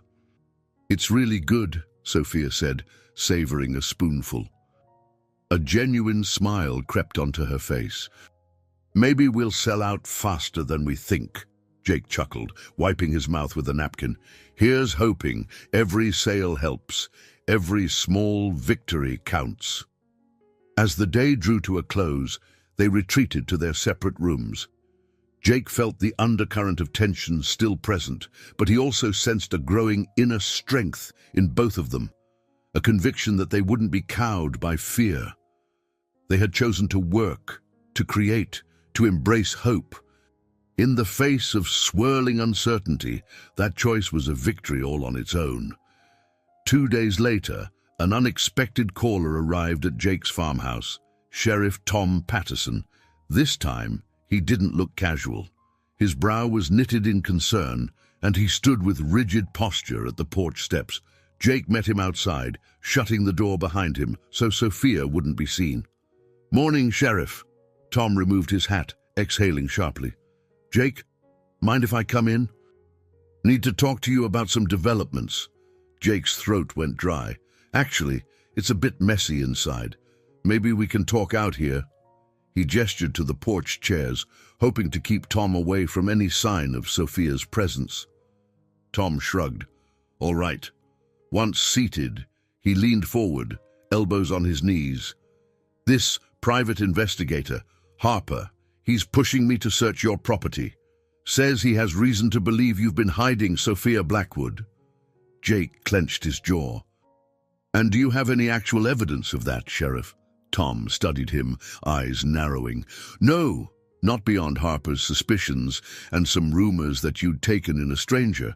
I haven't gotten a formal warrant request, but it may come to that." Jake shifted, trying to appear calm. "I told you before, I found a woman. She left soon after. I don't know where she went." Tom rubbed his temples, looking genuinely torn. "Jake, we go way back. You're not the kind to lie. But there's a lot of money in play here, and Harper's stirring up trouble. If something's going on, I need to know now so I can protect you." "Protect you." The words struck Jake with a pang. Tom was offering him a chance to come clean before the situation escalated, but confessing would mean betraying Sophia. "I understand, Sheriff," he said quietly, "but I've got nothing more to say." A shadow of disappointment crossed Tom's features. He stood, placing his hat back on. "All right, but be warned. If it comes to a search warrant, I won't be able to turn a blind eye. If she's here, you both could face serious charges." Jake nodded, the weight of Tom's words settling. "Got it." Tom paused, as if hoping Jake would change his tune. When he didn't, the sheriff shook his head. "Take care, Jake." Once Tom was gone, Jake stepped inside to find Sophia anxiously peering from behind a curtain. "I heard some of it," she murmured, face pale. "I'm causing you too much risk. Maybe—" Jake held up a hand, cutting her off. "Don't say it. I know what you're thinking. If you try to run now, you'll be out there alone. It's not safe." Her eyes brimmed with tears of frustration. "But if they search this place, you'll be in trouble." He set his jaw. "I'll deal with it." His tone was firm, yet beneath the bravado, uncertainty gnawed at him. The moral dilemma weighed heavily. Jake knew the right thing might be to tell the truth, inform the sheriff, and let the authorities handle the feud between Sophia and her father.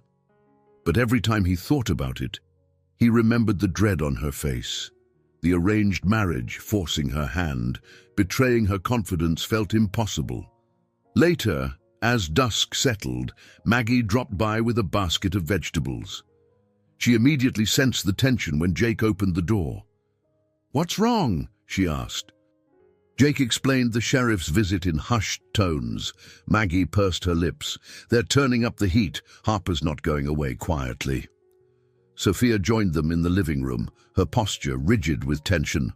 "I'm sorry," she said, for what felt like the 100th time. "I never wanted to put anyone in jeopardy." Maggie offered a sympathetic smile. "Don't be sorry. You did what you had to do." "That doesn't mean the fallout's easy, though." They talked in circles, options for hiding Sophia, potential excuses if a search was conducted. Each idea seemed more desperate than the last. Ultimately, all recognized that if the law came with a warrant, there was little they could do to stop it. At length, Maggie squeezed Sophia's hand. Sometimes we face a crossroad where neither choice is easy. You'll have to decide what's worth fighting for. Is it your freedom from your father's control, or Jake's safety, or both? Sophia's eyes glistened. Can I protect him while refusing to go back to Seattle? Is that even possible? Jake, who'd been silent, finally spoke. We'll figure something out. I won't let them bully us into a corner. But doubt laced his words. The moral and legal implications were growing heavier each day. If discovered, he could be charged with harboring a missing person. And what about Maggie and Ben, who were complicit in this charade? Despite the swirling fears, they agreed on one point. They wouldn't let Harper's intimidation tactics decide their fate. The farm was their sanctuary, and they'd fight to keep it that way, at least until they could craft a better plan. When Maggie left, darkness had fully enveloped the house. Sophia retreated to her small room, lying awake for hours. She mulled over the question that haunted her. Could she maintain her moral stance, refusing to be coerced into marriage, without dragging the people she cared about into ruin? Jake, meanwhile, stood at the window, staring out at the moonlit fields. He pictured a day when the jam business thrived, the debts were paid, and he no longer had to lie to the sheriff. He wanted that sense of peace more than anything. But each choice he faced felt like a betrayal of Sophia, of himself, or of the law he'd always respected. And so, they remained caught between loyalty and legality, compassion and caution, love and the law. Only time would tell which force would prevail. A week passed. Harvest season neared, and the county fair loomed just a few days away. Jake and Sophia poured their energy into preparing jars of jam, determined to display them at a small stand. They hoped the fair would bring in enough income to offset some of the farm's debts, but an undercurrent of anxiety shadowed every decision. One afternoon, they stood in the barn, taking stock of supplies. The lamb, now stronger, frolicked around their feet. Sophia smiled, grateful for at least one bright spot in this tense period. "She's doing so well," she said, picking up the lamb to scratch behind its ears. Jake nodded. "You did good taking care of her. She's a little survivor." Just then, the sound of vehicles approaching cut through the barn's stillness, multiple engines, from the direction of the main road. Jake's heart lurched. "Stay here," he whispered, rushing outside. He found 3 cars pulling into the yard. One was the sheriff's cruiser, another an unmarked black sedan, and the third an unfamiliar SUV. Michael Harper stepped out of the sedan, flanked by 2 men who might have been private security. Sheriff Tom Patterson got out of his cruiser, looking uneasy. A county official Jake recognized vaguely from town hall followed suit. Jake's insides twisted. This wasn't just a casual call. It was an organized search. The county official held a folder under his arm, likely the warrant. "Jake Miller," the official said, voice echoing in the hush. "We have reason to believe you're harboring Sophia Blackwood, a missing person. We have a warrant to search your property." Jake forced himself to stand tall. "On what grounds?" he managed to ask, though his voice shook slightly. Michael Harper stepped forward, face impassive.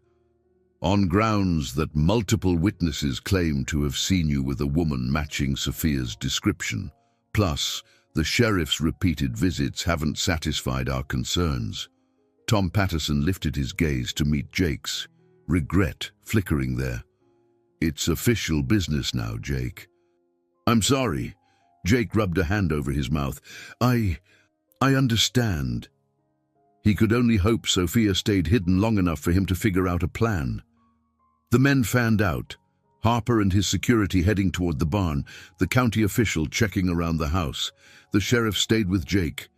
"You can cooperate," Tom said quietly, "or resist and make things harder. Which will it be?" Exhaling, Jake forced calm. "I'll cooperate," he said, figuring any resistance would only worsen the situation. Maybe, just maybe, they'd fail to find Sophia. Harper's footsteps crunched on gravel as he approached the barn door. Jake's mind raced. Sophia was inside with the lamb. Would she hide among the hay bales? Could she slip out the back? Was there enough time? Jake followed at a distance.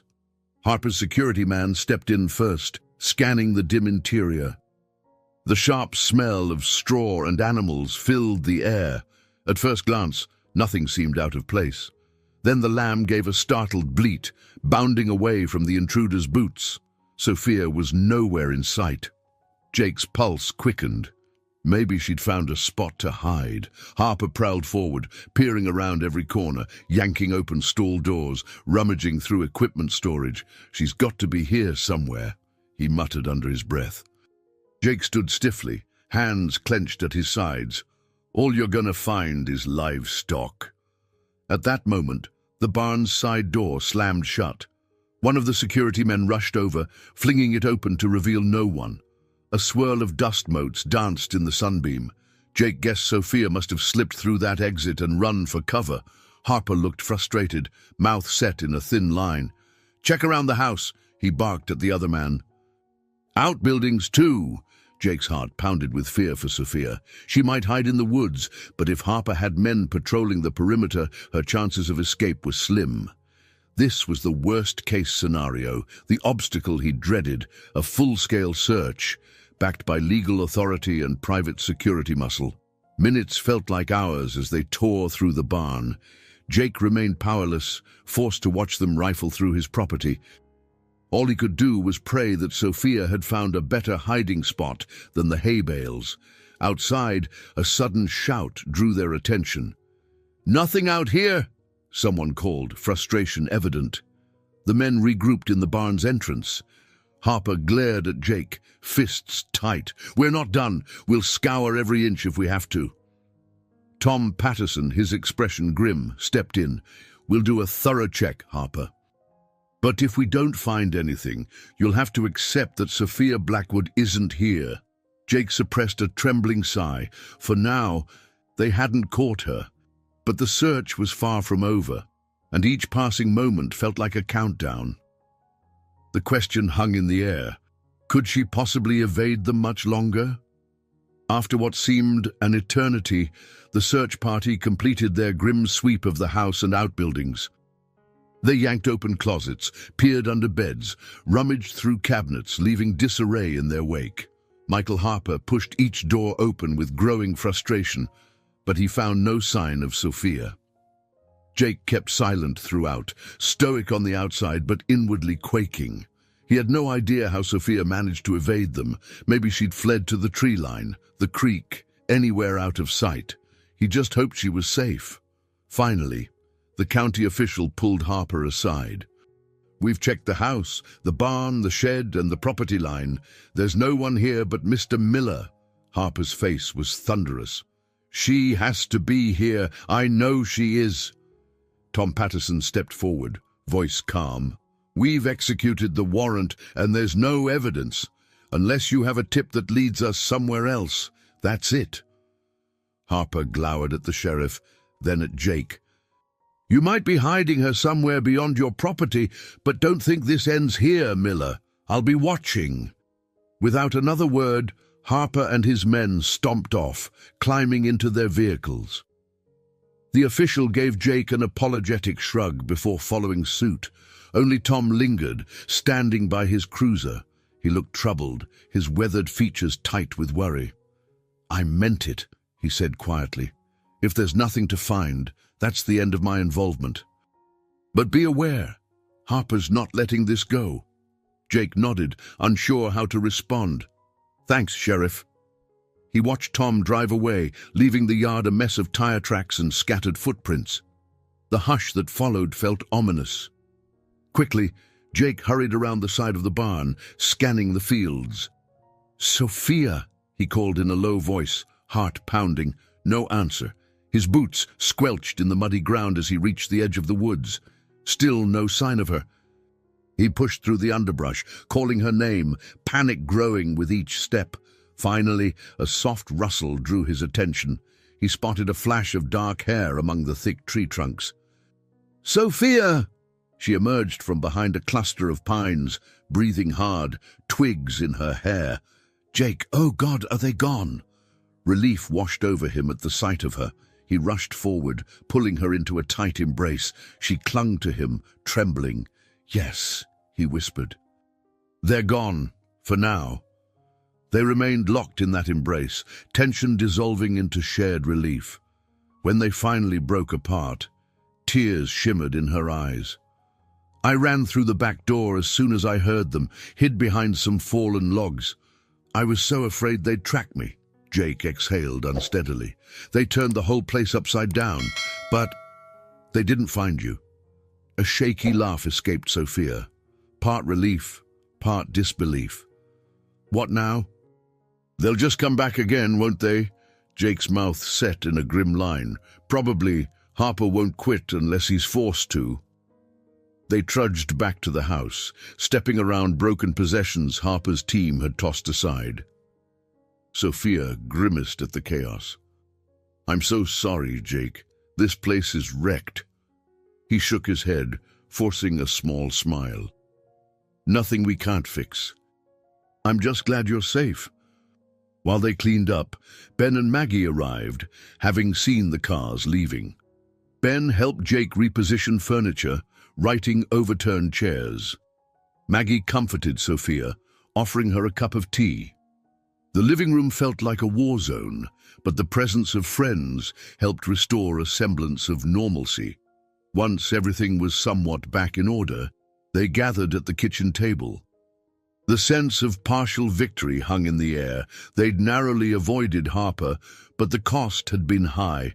The next time might not be so fortunate. Maggie cleared her throat. "They're bound to keep hounding you, Jake. You too, Sophia. Even if they didn't find you now, they'll be more vigilant." Sophia looked at Jake, tears threatening again. "I can't stand seeing you live in fear, always on edge. Maybe I should turn myself in. Fight this battle legally." Ben leaned forward, brow creased. "You think your father will let you just walk free once you're back in his orbit? If Harper's any indication, they want control, not conversation." Sophia's voice trembled with pent-up frustration. "But if I stay, I'm endangering Jake's livelihood, possibly Maggie's and yours too, Ben. This is all because of me." Jake fixed her with a resolute stare. "We make our own choices. I chose to help you. Maggie and Ben chose to keep your secret. That's on us, not on you." He paused, voice softening. "Look, maybe this close call was our wake-up call. We need a plan, something that ends all this chasing and hiding." Maggie patted Sophia's hand. "You have the right to live freely, dear, but you might need a good lawyer or a mediator to break free from your father's power. Nobody said it'd be easy, but you don't have to face it alone." The conversation stretched on, brainstorming legal options, contacting trustworthy people outside the region, anything to force a negotiation that wouldn't result in Sophia's forced return. By the end, they had no perfect solution, only possibilities. Yet there was a renewed determination to stand firm together. Later that evening, after their friends departed, Jake and Sophia sat quietly on the porch, the sky streaked with the reds and oranges of dusk. "We got lucky today," Jake murmured. Sophia nodded, threading her fingers through his. "We did, but luck runs out eventually." He squeezed her hand gently. "Then we'll rely on something stronger than luck. Our wits, our friends, and our resolve. Because I'm not giving up on you or this farm without one hell of a fight." The partial victory felt bittersweet, underscoring just how precarious their situation remained.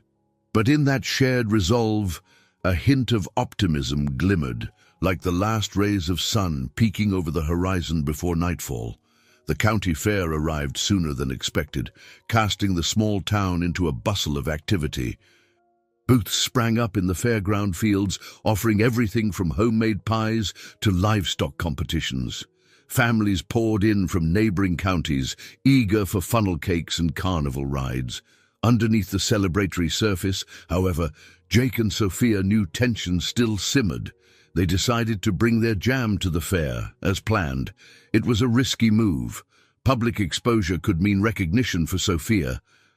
But they needed the extra income, and perhaps showing a brave face would throw Harper off guard. Morning dawned bright and warm. Jake loaded jars into the back of Ben's pickup, carefully padding them with blankets. Sophia wore a simple sundress and a straw hat pulled low, hoping not to draw too much attention. Maggie joined them, helping arrange a small display table adorned with hand-lettered signs, Miller's Homemade Preserves.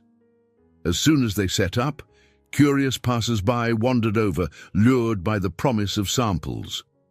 "Miller jam. It's been a while since we saw that around," an older woman remarked, eyeing Sophia with mild curiosity. Jake smiled, keeping the conversation light. "We're bringing back an old family recipe. Care to try a spoonful?" The woman tasted the jam and lit up. "That's the real deal right there." She promptly bought 2 jars. Sophia exhaled, relieved at the positive reaction. One by one, people approached, sampling the jam and leaving with a jar or 2. The small successes fueled her confidence. She found herself chatting pleasantly with locals, describing how they revived Mrs. Miller's recipe. Yet she couldn't shake the prickling at the back of her neck, a sense that eyes were on her. Each time a newcomer strolled by, she fought the urge to shrink back. Jake, sensing her unease, stood close, a reassuring presence. Around midday, the fair was in full swing. Laughter and music filled the air, and the smell of grilled burgers mingled with cotton candy sweetness. Ben appeared at their booth, grinning as he waved a half-eaten corn dog. Heck of a turnout. "You two are selling like hotcakes?" Maggie, helping ring up a customer, nodded enthusiastically. "We might need more stock soon. Think we can fetch more jars from the truck?" Jake glanced at Sophia. "Sure, let's walk over together." They headed toward the truck, weaving through the lively crowd. Kids darted around with balloons, and carnival lights twinkled even in daylight. Sophia felt a bittersweet pang. She had rarely attended such simple community events growing up. It felt so normal, so beautifully ordinary. Reaching the pickup, Jake rummaged under a tarp for the extra boxes of jam. Sophia stood guard, scanning the throng. And then she spotted him, Michael Harper, pacing near the livestock pens, scanning the crowd with hawk-like precision. Her stomach clenched in terror. "Jake," she hissed, tugging his sleeve. "He's here. Michael's here." He cursed under his breath, dropping the jam box back into the truck. Should we leave?" Sophia pressed her lips together, mind racing. "He'd see us if we tried to drive out now. The roads are jam-packed." Jake steadied her with a hand on her arm. "All right, let's think. Maybe we can blend into the crowd, slip away until he's gone." Just then, a commotion broke out near the fair's entrance, someone screaming about a lost child. A cluster of people hurried in that direction. Harper's head snapped toward the noise, as though torn between checking it out or continuing his search. "Now's our chance," Jake whispered. He grabbed Sophia's hand, leading her behind the rows of booths and out of Harper's direct line of sight. They ducked into a side area where a row of portable restrooms stood. The smell wasn't pleasant, but no one loitered there. Heart pounding, Sophia clutched Jake's hand. "I'm so tired of running," she whispered, voice laced with desperation. He brushed a strand of hair from her face. "I know, but we have no choice. If Harper sees you, he'll call his men. Then it's all over." She closed her eyes, breathing unsteadily. "I want a normal life," she murmured. "I want to sell jam, feed the animals, just exist without constantly looking over my shoulder." Jake's gaze softened with empathy. "We'll figure it out, I promise." Before they could plan their next move, footsteps approached. Jake stiffened, pulling Sophia behind a nearby booth. They peered around the corner, hearts thudding. It was Harper again, talking on his phone. Over the hum of the fair, they caught fragments of his conversation. Yes, fairgrounds. She has to be here. More men. Keep watch. Sophia clenched her jaw. This was escalating, just as they feared. If Harper had additional men searching, it was only a matter of time before they spotted her, or one of their neighbors who recognized her might unintentionally tip him off. Jake squeezed her hand. We can't stay hidden forever. Maggie's back at the booth alone. If Harper checks there... Sophia felt a fresh wave of guilt. Maggie will cover for us, but it's not fair to make her lie again. They stood in tense silence, pinned down by Harper's relentless search. At last, he moved off, still on his phone, oblivious to their hiding spot. Jake exhaled. We've got to slip out. Let's circle around, grab Maggie and Ben and leave. We'll cut our losses on jam sales. Sophia nodded, chest tight. This was more than an inconvenience. It signaled a decisive shift. Harper was done playing nice, ramping up his search in public places. Their attempts to hold onto normal life were being crushed under the weight of unstoppable pursuit. With Harper vanishing into the crowd, they seized the moment. Heart in her throat, Sophia followed Jake, navigating behind booths and display tents, determined to reach Maggie and Ben. Each step felt like stepping deeper into a crisis that refused to relent. Somewhere in the swirl of carnival sounds and excited chatter, they found a slim ray of hope, if only in their shared determination. But they both knew one truth. The final confrontation with Harper and the Blackwood family loomed, and there would be no easy escape this time. Jake and Sophia managed to slip away from the county fair without Harper catching sight of them again. It was a tense drive back to the farm, crammed into Ben's pickup with Maggie. All four remained silent, haunted by the fact that Harper had been right on their heels. Once home, Jake and Sophia retreated to the porch, physically exhausted and emotionally raw. The sun dipped low over the fields, casting long shadows across the yard. Maggie and Ben lingered near the truck, speaking in hushed tones. Before Maggie finally approached the steps, she set a gentle hand on Sophia's shoulder. I'm heading back to my place. If anything happens, call me, day or night. Sophia nodded, too drained to speak, and Maggie drove off with Ben. Only the hum of crickets broke the silence. Jake exhaled, running a hand over his face. We can't keep living like this, always running, always hiding. Sophia swallowed hard. I know, but what choice do we have? Before Jake could answer, the distant sound of tires on gravel pricked their ears. Another visitor this late. They both rose, hearts pounding. A sleek black luxury car emerged from the darkness. Headlights swept across the yard as it came to a stop. Jake felt Sophia's hand grip his arm, trembling.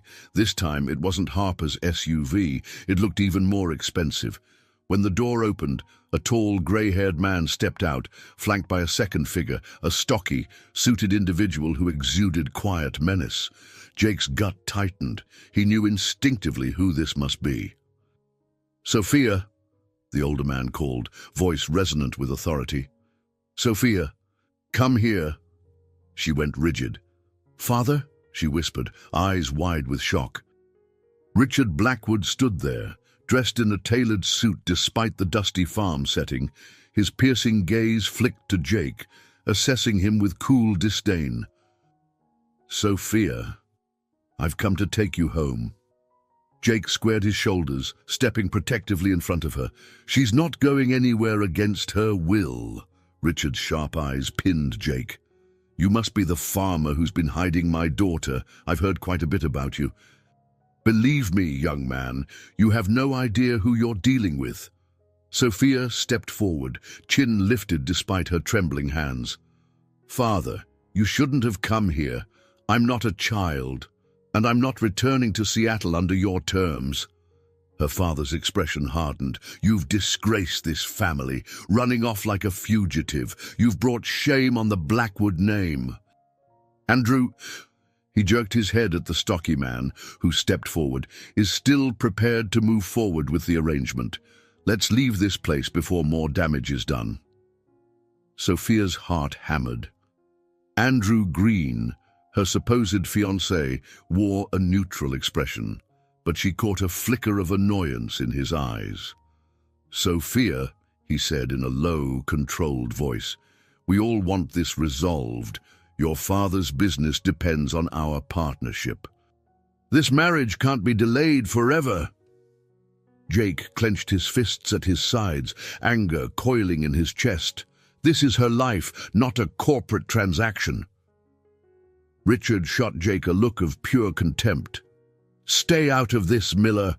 You've meddled enough. I could have you arrested on the spot for harboring my daughter, but I'm trying to handle it amicably." Sophia mustered her courage. "Amicably? Forcing me to marry Andrew against my will is your idea of amicable?" "I won't do it." The tension spiked, crackling through the evening air. Andrew took a step toward her, but Jake blocked his path. "Back off," Jake warned. Richard's lips thinned. "Sophia, you're coming with me. Right now, I'll handle your indiscretion quietly, but only if you comply." Sophia's breath rattled in her chest. She glanced at Jake, recalling every kindness he'd shown, the sense of freedom she'd finally tasted. Then she turned back to her father, resolve burning behind her eyes. "No, I'm not leaving with you, not on your terms." Richard's jaw tightened. "That's unfortunate. Andrew, call the authorities. We'll settle this quickly." Panic blazed in Sophia's chest. If the authorities came, they could cart Jake away for aiding her, and she'd have no choice but to return to Seattle. She saw Andrew fish out his phone, about to dial. Her heart pounded in her ears. Suddenly, a new voice interrupted. "Hold on!"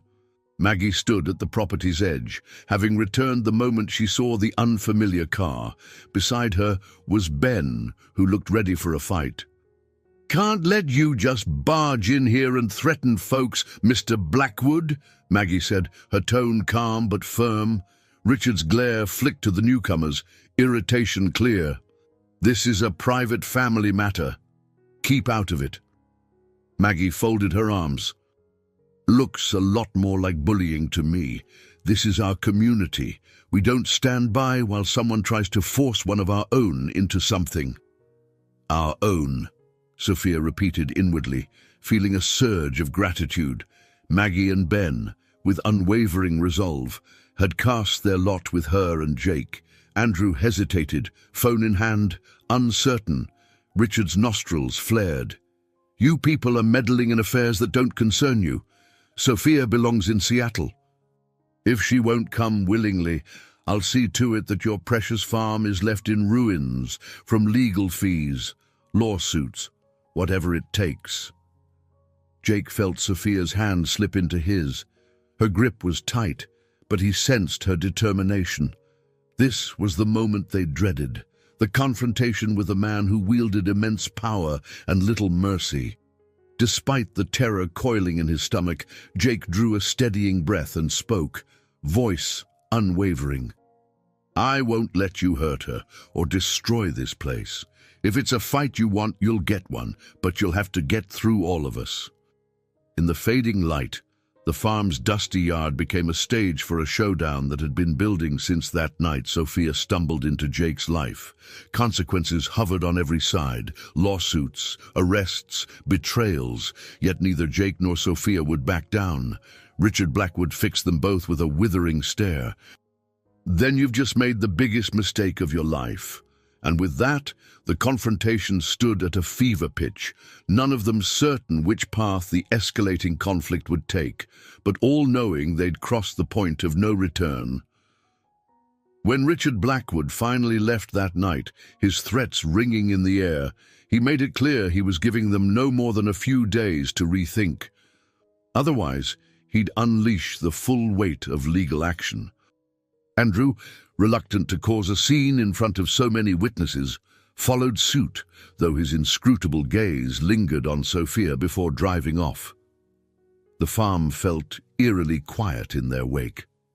Maggie and Ben stayed a while longer, ensuring Sophia was safe and comforting Jake with firm handshakes and nods of solidarity.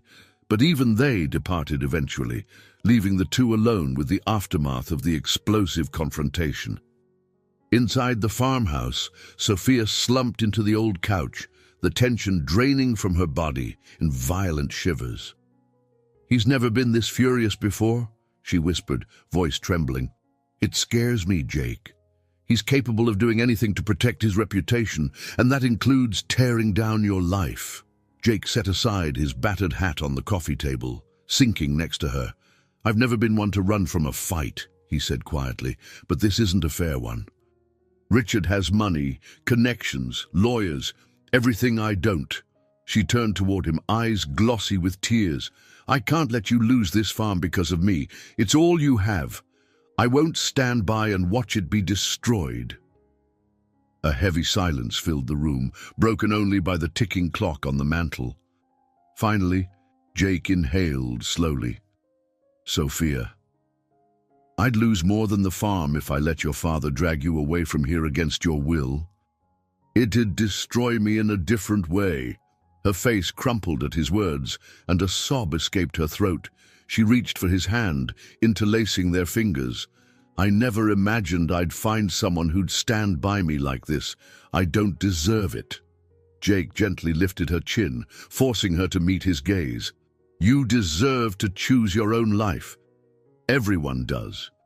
His quiet conviction flooded her with gratitude and guilt all at once. Gratitude for his unwavering support, guilt that her troubles threatened to ruin him. She pressed her forehead against his, eyes closing. In that moment, closeness was all they had to ward off despair. Eventually, the weight of exhaustion overwhelmed them. They agreed to rest, though sleeping was nearly impossible with so much at stake. The next morning arrived with leaden skies, the threat of rain clinging to the humid air. Jake and Sophia went through the motions of farm chores in a fog of anxiety. The jam jars, the garden, the lamb, they all needed tending. But a gnawing sense of impending doom loomed. Word spread quickly through town. Mr. Blackwood himself had shown up. Rumors swirled of an imminent legal battle, a wealthy tycoon threatening to bankrupt the local farmer. Some townsfolk seemed sympathetic. Others were wary, worried that any association with Jake might bring trouble.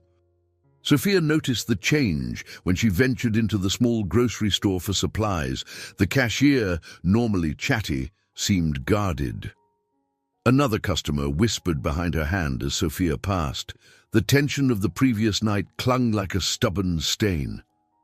By midday, she returned home, finding Jake in the barn, absently checking on the horses without his usual thoroughness. She touched his arm gently. "How are you holding up?" He let out a humorless chuckle. "Trying to figure out how to pay the mortgage if Richard Blackwood makes good on his threats. Hard to focus on anything else." Her throat tightened. This was the cost of her freedom, Jake burdened by financial terror. "I'm sorry," she whispered. He turned to her, eyes filled with a grim determination. "No need for sorry, but we have to make a plan. Hiding won't work, not with him breathing down our necks. Maybe Maggie's right. Maybe we should get a lawyer, see if there's a legal way to free you from your father's hold. If you're not legally missing, he can't accuse me of harboring you." Sophia nodded, swallowing hard. "We could try that, but lawyers cost money," and Jake cut her off. "We'll find a way.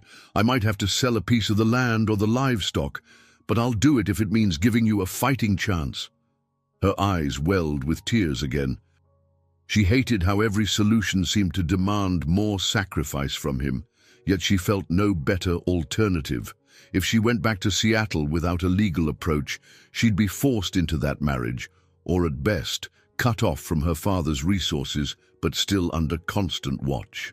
As the barn door creaked in the stiff breeze, a single raindrop fell, then another, until the roof echoed with the steady patter of a coming shower. They stood together in the half-light, each wrestling with the pain of uncertain futures, the aftermath of a confrontation that had only highlighted how vulnerable they truly were. Still, within that shared pain, there lay the faintest glimmer of clarity. Their bond, already forged through crisis, had grown stronger. They might be facing a powerful enemy, but they weren't facing him alone. And in that unity, they found the first rays of hope amid the storm. Over the next few days, Sophia and Jake began taking concrete steps to transform their precarious situation into a battle plan. Maggie introduced them to Sam Willis, a semi-retired attorney who lived in a neighboring town, known for his fair-minded approach. Sam was a wiry man in his 60s, with sharp eyes and a calm demeanor. Seated at Jake's kitchen table, he listened carefully as Sophia recounted her background. Her father's business empire, the arranged marriage, her escape during the storm. Sam asked pointed questions, taking notes in a worn leather notebook. "You're not a minor," he said thoughtfully, "so your father can't force you into marriage, at least not legally. But his financial influence could complicate matters. If he claims you're mentally unfit or tries some other angle, it might take a formal court proceeding to prove otherwise." Sophia fiddled with her hands, anxiety churning in her stomach. He'd do anything to protect his reputation and business. If I'm labeled incompetent or manipulated, I might lose all rights to my inheritance. I don't care about the money, but I care about my freedom. Sam nodded, his tone gentle. "Understood. We can challenge any false claims, but it'll be a fight. As for you, Mr. Miller," he turned to Jake, "there's a risk of charges for harboring a missing person, though that's shaky legally. If Sophia affirms she stayed here willingly, your father can't prove wrongdoing. However, I won't pretend this will be cheap or easy." Jake swallowed hard. "We'll do what we have to. I can sell some cattle, maybe a piece of land." Sam jotted another note, then offered a small smile. "Let's not jump to that just yet. We'll start with a formal declaration that Sophia is safe, not missing, and chooses to reside here voluntarily. We file it in county court to show you're both acting under free will. Your father will have to refute that in a public legal forum, which might deter him from using backdoor tactics." A spark of hope flared in Sophia's eyes. "So, I'd basically be going on record that I'm here of my own choice. Then I can fight any claims that I'm incompetent or that Jake abducted me." "Exactly," Sam said. "I can draft those papers tomorrow. You'll both sign. We'll submit them. It won't stop him from trying to come after you, but it'll force a more transparent process." After Sam left, Jake and Sophia shared a moment of cautious optimism. It felt good to have a tangible plan, a path to push back legally. For Sophia, it was the first time she'd stood up against her father with the weight of law on her side. For Jake, it was a step toward preserving his integrity and the farm, while openly defending Sophia's rights. That evening, they retreated to the barn to check on the animals. While feeding the lamb, Sophia stroked its soft wool, reflecting on how much she, too, had grown since coming here. She used to be bound by self-doubt, letting her father's ambitions dictate her future. Now she was forging her own path, even if it was fraught with challenges. Jake watched her, admiration plain on his face. "You know," he murmured, "before you showed up, I was ready to give in. Selling the farm, or at least a big chunk of it, felt inevitable. I'd lost faith in myself." She turned, meeting his gaze. "What changed?" He set down a feed bucket, wiping his hands on his jeans. "You did," he said simply. "Standing up for your own freedom made me reconsider giving up on mine. This land matters to me, and I won't let fear or debt push me off it without a fight."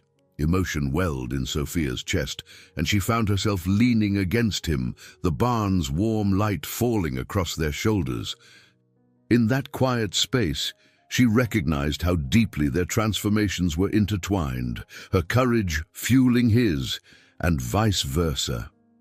"I never expected to find this sort of strength," she admitted. "I've always relied on my family's resources or my father's decisions. Now, I see there's a power in carving your own path." Jake rested a hand gently against her cheek. "Whatever happens next, we face it together." "Agreed." She nodded, heart swelling with gratitude. "Agreed." Outside, the sky was clear, studded with stars that winked over the dark silhouettes of the pines. The farm, once just a refuge from the storm, had become a crucible for change, where each small victory chipped away at old fears. And though the road ahead was daunting, neither Jake nor Sophia felt alone anymore. They were forging new identities, the farmer rediscovering his resolve, and the heiress claiming her independence. And in that mutual transformation, they found a resilience neither had known they possessed. By the time Sam Willis finished drafting the legal documents, tension around the farm had reached a fever pitch. Rumors flew about Richard Blackwood mounting a fierce legal campaign, Andrew Green lurking in the area, and Michael Harper making visits to the sheriff's office. Every corner of the small town buzzed with speculation, leaving Jake and Sophia feeling both scrutinized and supported. Despite the anxiety, they pushed forward. Sam arranged for them to sign the official declaration at the county courthouse, a small, nondescript brick building in the nearby town. On the day of the signing, Maggie drove them there in her truck, hoping to minimize the chance of anyone tailing Jake's familiar pickup. Inside, the courthouse smelled of old paper and disinfectant. Fluorescent lights hummed overhead, casting everything in a slightly harsh glare. Sam greeted them in the lobby, looking composed in a tweed blazer and tie. "Ready?" he asked, voice low. Jake squeezed Sophia's hand. "As ready as we can be." They followed Sam into a modest conference room with pale green walls. A notary public waited behind a wooden desk. The legal forms lay neatly stacked, containing the statement that Sophia was no longer missing, but residing with Jake of her own volition, fully competent and uncoerced. Sophia's heart pounded as she took the pen. A wave of emotion coursed through her. Fear of her father's reaction, pride in her newfound determination, and an undercurrent of relief at finally taking a formal stand. She signed with a steady hand. Jake signed next. A swirl of tension knotted in his stomach. This simple pen stroke felt like he was declaring war on a powerful family, but also solidifying his commitment to Sophia's well-being. If he'd harbored any doubts, they vanished the moment he saw her brave expression. The notary stamped the papers with a resounding click, and Sam neatly tucked them into a folder. "It's done," he said, sounding both satisfied and cautious. "This won't make Richard vanish, but now we can demand he address any concerns through proper legal channels." Sophia exhaled shakily. "It's a start." As they emerged into the parking lot, the bright afternoon sun seemed blinding after the stuffy courthouse. Maggie, leaning against her truck, smiled in encouragement. "Glad you got it done." "Let's hope it slows your father down," Jake nodded, though he remained watchful, scanning the lot for any sign of unfamiliar cars. His wariness proved correct when a sleek, dark sedan pulled in. Instantly, they tensed, though it wasn't Harper or Richard stepping out. Instead, a young woman in business attire approached, stepping swiftly on low heels. "Miss Blackwood?" she inquired, addressing Sophia directly. "I'm Anna Perez, an associate from your father's legal team. May I have a word?" Sophia stiffened. "What do you want?" Anna offered a polite but reserved smile. "Your father wishes to extend an olive branch. He proposes a conversation, just you and him, before this escalates further." Jake was about to protest, but Sophia squeezed his arm, stepping forward. "A conversation about what?" Anna glanced at the folder in Sam's hand. He's aware you're filing documents declaring independence. He'd prefer a private settlement to avoid public scandal. If you agree to meet, he's willing to hold off any immediate lawsuits against Mr. Miller." Sophia's mind whirled. A private meeting with her father could be risky. He might use emotional manipulation, or worse. But if it spared Jake legal trouble, could she refuse? She set her jaw, lifting her chin. "All right, I'll meet with him. But I'm not doing it alone. Sam comes with me." Anna's gaze flicked to Sam. "That can be arranged. Tomorrow, 2 p.m. at the Redwood Inn outside town. A neutral place." She pulled out a card.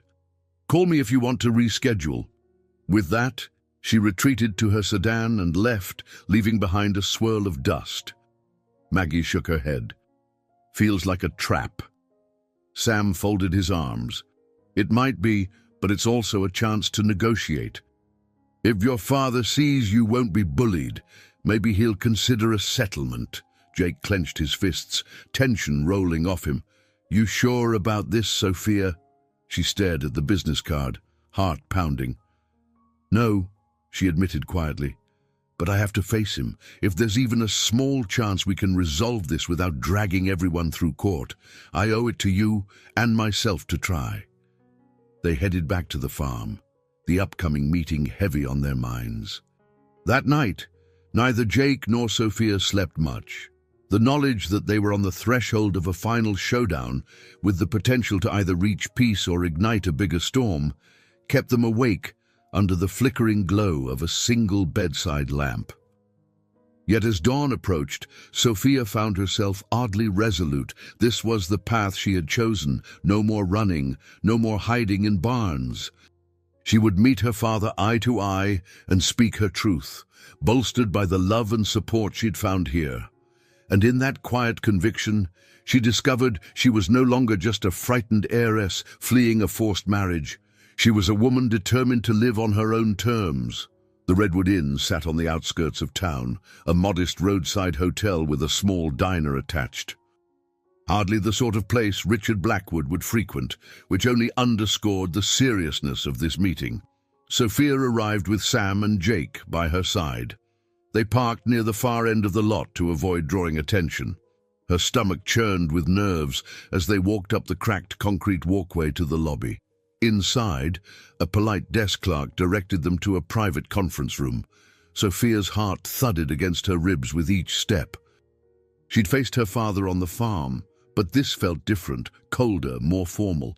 They entered to find Richard seated at a rectangular table, Andrew Green on one side and Anna Perez on the other. A pitcher of water and a few glasses sat in the center, untouched. Richard stood as they entered, but his expression was as unreadable as ever. "Sophia," he acknowledged stiffly, then nodded at Sam. His gaze rested on Jake with undisguised contempt.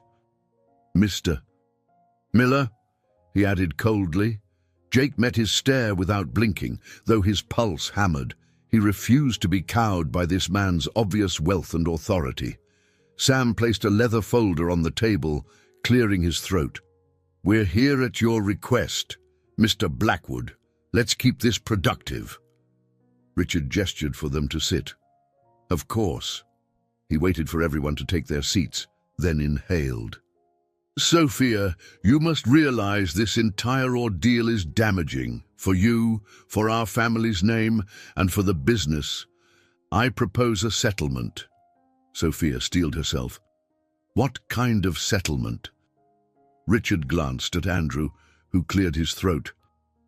"Your father is prepared to drop any legal claims against Mr. Miller, cease all searches, and publicly acknowledge you're not missing, on the condition that you return to Seattle and fulfill the engagement." Sophia's stomach twisted. So they wanted her to quietly step back into that corporate arrangement. She stole a glance at Jake, who looked ready to explode at such a suggestion. "No," she said firmly, lifting her chin, "that's not happening." Andrew bristled. "Why are you being so stubborn? Our families need this merger." Your shares in the Blackwood enterprise hinge on our union. Is that worth throwing away? Sophia swallowed the lump in her throat. I'm not a bargaining chip, Andrew. I don't care about shares or business deals. I never have. I won't marry someone I don't love just to boost a financial partnership. Richard's face hardened. You're making an impulsive decision based on what? This farmhand you've known for a matter of weeks. Don't be foolish. When this infatuation fades, you'll regret sacrificing the life we built for you. Jake's jaw tensed. She can speak for herself. Sophia ignored the jab at Jake's status. She took a breath, summoning courage. Father, I appreciate what you've done for me over the years, but this is my life. I want control over it. If you truly cared about my happiness, you'd respect my choice. Richard's gaze flicked to Sam. And this attorney told you to speak to me like this? Sam raised an eyebrow. Sophia's quite capable of forming her own views. Let's address the matter at hand. She's filed a declaration stating she resides with Jake Miller by her own free will. Unless you have evidence to the contrary, your legal grounds for demanding her return are slim. Andrew leaned forward. What about your stake in the company, Sophia? Do you intend to forfeit it altogether? That's part of the settlement we're offering. Keep your shares, but fulfill your responsibilities. Sophia paused, the weight of the question pressing down on her. In truth, she'd already distanced herself from that corporate world. The shares, the inheritance, it was all worthless if it meant relinquishing her freedom. She set her gaze on Andrew. I'm prepared to give it up. All of it, if necessary. Jake felt a surge of surprise and admiration. She was willing to walk away from immense wealth, from a privileged life, to stand by her convictions. Richard's face went pale. Don't be ridiculous. Those shares are part of your future, your security. She shook her head. I'll forge my own security. Silence thickened, broken only by the hum of the overhead fluorescent light. Richard seemed almost stunned. Andrew sputtered, exchanging a glance with Anna Perez, who maintained a diplomatic poker face. Finally, Richard spoke, his voice low. So you'd cast away your inheritance, your place in the company, to live out here in the dirt and debt with this man? Jake bristled at the insult, but Sophia lifted her chin even higher. Yes, if that's what it takes to live life on my own terms. Sam cleared his throat, watching Richard carefully. We propose a mutual agreement. You'll cease any claims of kidnapping or harboring against Mr. Miller. In return, Sophia formally renounces any immediate claim to Blackwood Enterprises, if that's what she wants. Andrew stared at Richard, panic creeping into his eyes. Sir, we need her shares. Richard lifted a hand, quieting him. For a moment, father and daughter locked eyes. Something seemed to flicker in Richard's gaze, anger, hurt, and a grudging respect. He rose from his seat. Very well, he said, voice taut. If you insist on throwing your life away, I won't waste another breath. He drew a breath that shuddered slightly. I'll have Anna draft the necessary papers. You want your freedom, you have it. In that moment, the tension in the room fractured. A wave of relief flooded Sophia, though it was tempered by the heartbreak of a daughter defying her father. She saw the hurt etched in his features, but she couldn't bend to his will anymore. Andrew clenched his jaw, silently stewing, and Anna began scribbling notes. Sam signaled for Jake and Sophia to stand, indicating their business was concluded. As they left, Richard didn't turn to say goodbye. Sophia's heart ached, but her resolve held firm. She had won her freedom, hard-won and bittersweet. Her father's acceptance might never come, yet she felt a weight lift from her shoulders. Jake took her hand as they walked outside into the glaring sunlight. For all the tension and loss inside that conference room, a sense of triumph lingered in the summer air. They hadn't just survived the confrontation, they'd emerged on their own terms, forging a path that was finally theirs to follow. When they returned to the farm that afternoon, a hush settled over the place as if it too sensed the gravity of what had just transpired. For so long, Sophia had lived in a state of fear and uncertainty, navigating threats from her father's emissaries, dodging the private investigator, avoiding the sheriff's suspicions. Yet the legal agreement struck at the Redwood Inn felt like a sudden release of tension. Maggie pulled up a short while later in her pickup, stepping out with cautious hope. "Well?" she asked, scanning Jake and Sophia's faces. Jake slipped an arm around Sophia's waist. "It's over," he said, voice still tinged with disbelief. "Richard agreed not to press charges against me or force Sophia's return." Sophia nodded, exhaling softly. "He's allowing me to live here freely. I'm giving up my shares in the family business, at least for now. It means less financial security than I had before, but it's on my own terms." Maggie's eyes shone with relief. "That's wonderful, dear. I'm so proud of you both." She reached out to give Sophia a tight embrace, then turned to Jake with a warm smile. "You did good, too." Jake felt a weight lift from his shoulders, though a faint ache of caution remained. "We still need to see the official paperwork," he noted. "Richard said he'd have his lawyer handle it. There's always a chance he could twist the terms." Sophia, leaning her head against his shoulder, acknowledged that fear. "It's true. Nothing's final until the ink's dry. But I've never seen him back down quite like this. I think he realized forcing me further would bring too much public scrutiny." Maggie clapped her hands together. "Then this calls for a celebration, if only a small one. Let's not wait for the fancy papers. We can open a jar of that jam you've worked so hard on, maybe break out some cider." "You two deserve it." Jake glanced at Sophia, who smiled, her dark eyes finally brimming with a quiet happiness. "I'd like that," she agreed. They gathered in the old farmhouse kitchen, the scene a far cry from the high society parties Sophia once endured. Maggie rummaged through the cupboards, producing a bottle of apple cider, while Sophia fetched one of their best jars of jam from the pantry. Jake sliced some bread and brought out a small block of local cheese. It was nothing fancy, just a humble feast of gratitude shared among dear friends. As they ate and chatted, the conversation flowed with relief and reflection.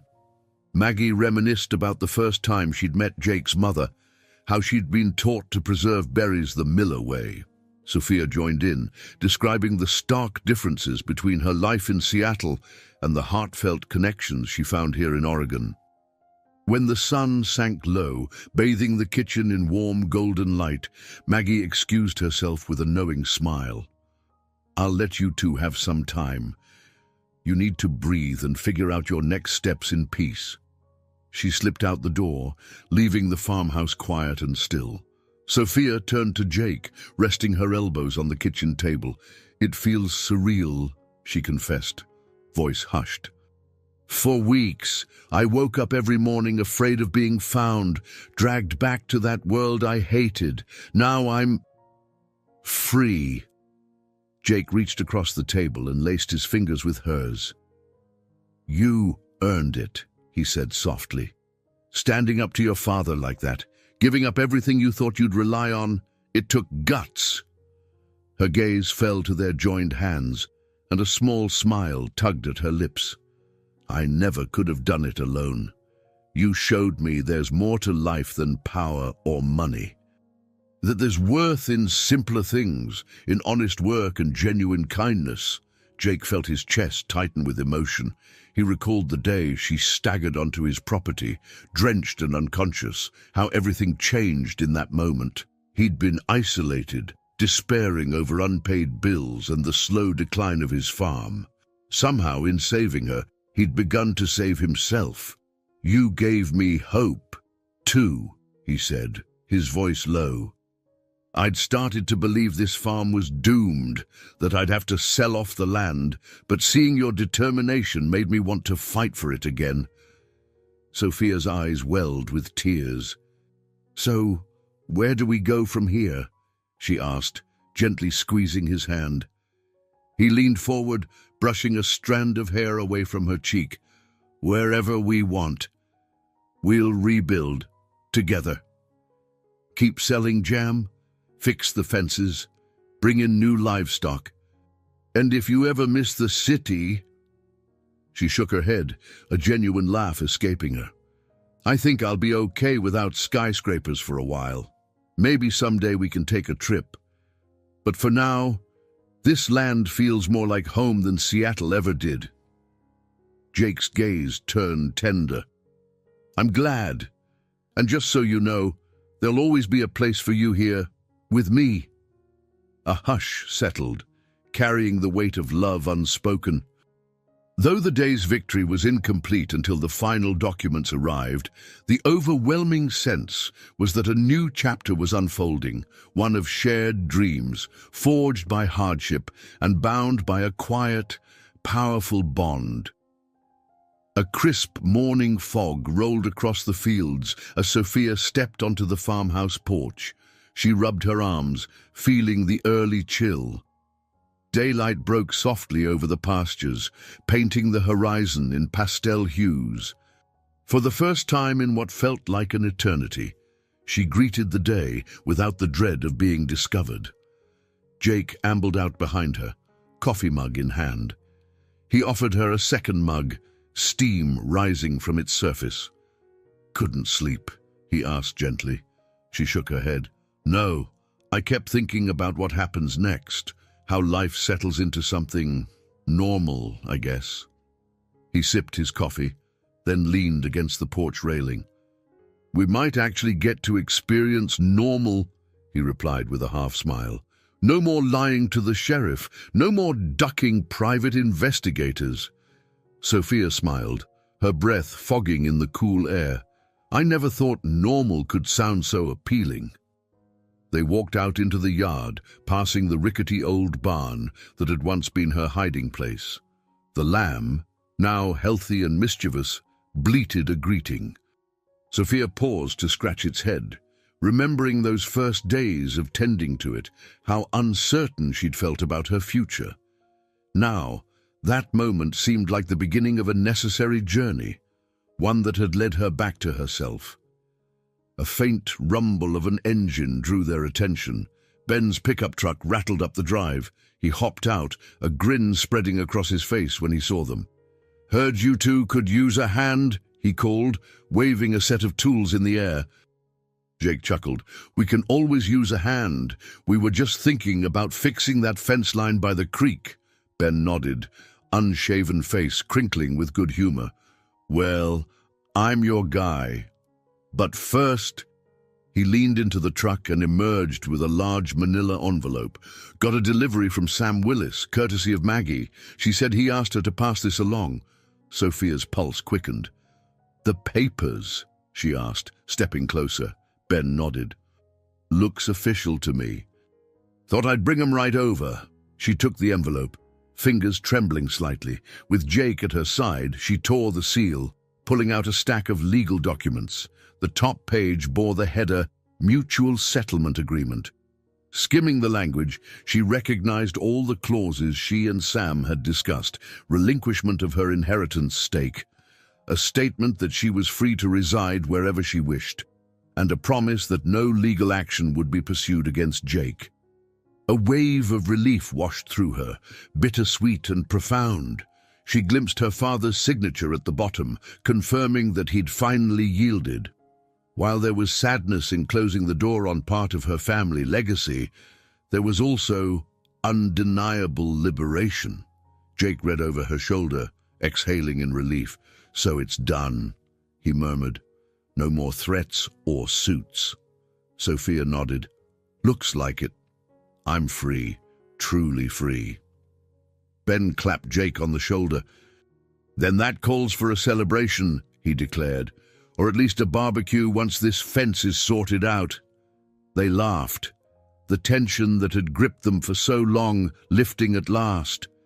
With the documents safely tucked away, they set off to work. Jake and Ben loaded the truck bed with new fence posts, hammers and nails, while Sophia grabbed extra gloves and water.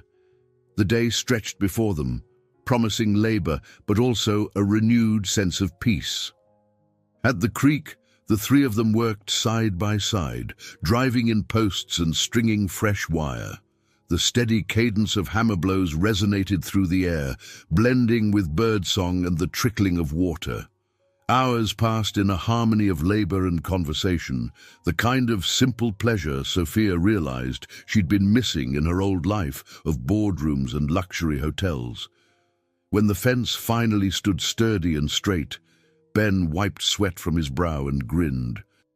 "Looks good as new, maybe better." Jake gave an approving nod. "Couldn't have done it without both of you."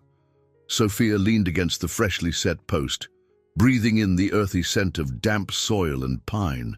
She felt a strange mixture of pride and humility, reflecting on how far she'd come since that stormy night. The heavy designer clothes, the stifling expectations, those were relics of a life she no longer needed. Here, battered jeans and a sense of purpose suited her better. Ben headed back to town, promising to return for a small celebration later. Jake and Sophia strolled along the creek, letting the late afternoon sun warm their faces. "You still okay letting go of those shares?" Jake asked quietly. Sophia gave a decisive nod. "Yes. It's worth it to stand on my own 2 feet. Maybe someday my father and I can reconcile, but I won't hold my breath. In the meantime, I'm building something real here." Jake slipped an arm around her shoulders. "We'll build it together." They continued along the water's edge, hand in hand, the newly mended fence behind them, a testament to their own repair and growth. Ordinary life had indeed resumed, but transformed by the trials they had endured and the courage they had discovered in each other. In the following weeks, the story of Sophia's choice and Jake's unwavering loyalty rippled through the small town. Some locals had met the events with skepticism, an heiress giving up her fortune to stay on a struggling farm. Yet most found inspiration in the tale. Maggie suggested that Jake and Sophia come to a community gathering at the church hall, an informal potluck where neighbors often shared news. At first, Sophia hesitated. She still felt self-conscious, uncertain how people might react. But Maggie insisted, "It's time to really integrate," Maggie said, her warm gaze urging Sophia on. "Folks here want to see you as more than a rumor or a scandal. Let them meet the real you." Sophia agreed, and one balmy Saturday evening she and Jake arrived at the small wooden church hall. Laughter and the clink of dishes spilled into the warm air as they stepped through the door. Inside, long tables were laden with casseroles, salads, pies, each dish a humble offering of community. Ben greeted them with a wide grin, holding 2 plastic cups of lemonade. "We saved you seats," he announced, leading them to a table near Maggie. At every turn, someone waved or smiled politely, curiosity shining in their eyes. When they sat down, Maggie took Sophia's hand. "Don't worry," she whispered. "Just be yourself. They'll love you." Sure enough, it didn't take long for people to approach, curious about the woman who, rumor claimed, had bravely stood up to a tycoon father for the sake of freedom and for a certain kind-hearted farmer. A stout woman in an apron introduced herself as Mrs. Henderson. "Heard you and Jake have some jam that's turning heads at the farm stand," she said brightly. "I'd love to stock some at my little grocery." Sophia's smile lit up. "We'd be honored. We actually have a fresh batch that should be ready soon," others chimed in, complimenting them on how the farm seemed livelier these days. A few asked Sophia about her background. She offered honest but tactful answers, admitting she came from a wealthy family but choosing not to dwell on the drama. She spoke more about the joy she found in rural life, how she never expected to feel so fulfilled planting seeds or feeding lambs. Jake Ash, for his part, noticed how naturally Sophia's warmth and authenticity shone. She was patient with every question, even when a few neighbors probed a bit too curiously. Instead of retreating, She met them with gentle honesty, describing how she discovered a sense of belonging in this simpler life. The evening wore on with laughter and shared stories. Jake caught sight of the local pastor chatting with Maggie, glancing occasionally at them. He guessed they were discussing how far the runaway heiress had come, but he no longer felt defensive or worried. Tonight, they were just part of the community. As dessert trays circulated, filled with berry cobblers, peach pies, homemade ice cream, a hush fell near the front of the hall. Mrs. Taylor, the town's unofficial event organizer, tapped a spoon against a glass. "Excuse me, everyone," she called, her voice friendly. "I'd like to take a moment to welcome Jake Miller and Sophia, who I hear is soon to be a permanent fixture in our lovely region." Applause rippled through the crowd, and Sophia's cheeks reddened. Jake gave her hand a reassuring squeeze. "Mrs. Taylor continued, "We know it's been quite a ride for you two, but we're glad you've chosen to make your home here, Sophia. We look forward to many more jars of that delicious jam, and, of course, your presence among us." The applause grew warmer, a genuine outpouring of support. Tears pricked Sophia's eyes. She rose, voice trembling slightly. "Thank you. It means more than you know to be accepted this way. I was worried I might never find a place I fit in. But you all have shown me what real community looks like." The crowd cheered.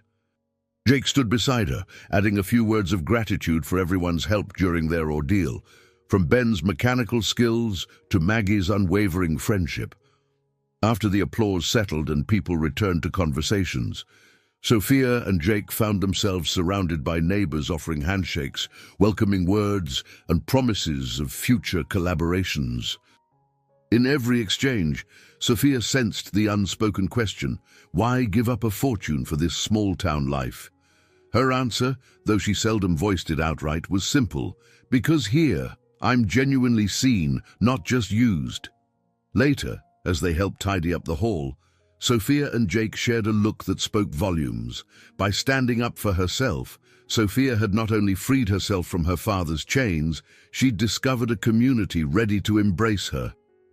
And Jake, by defending her at every turn, had also found renewed hope that his farm and his future had worth far beyond the number of acres or the size of his bank account. In helping each other, they'd grown strong enough to help others in return. The lessons they had learned about identity, love, courage, and home were no longer secrets. They were truths shared with a town that had welcomed them both, sealing the bond that began on a stormy night and blossomed under the warm light of genuine human connection. A soft autumn breeze rustled through the fields behind the farmhouse. The leaves on the nearest maple tree had turned a brilliant gold, and the distant foothills glowed with the warm hues of early fall. Jake and Sophia stood on the porch, gazing out at the expanse of land that was now undeniably theirs to shape. It had been several months since the settlement was finalized. Richard Blackwood had honored his word, leaving Sophia in peace. Andrew Green, too, had stepped out of the picture, no longer pestering her about business alliances and arranged futures.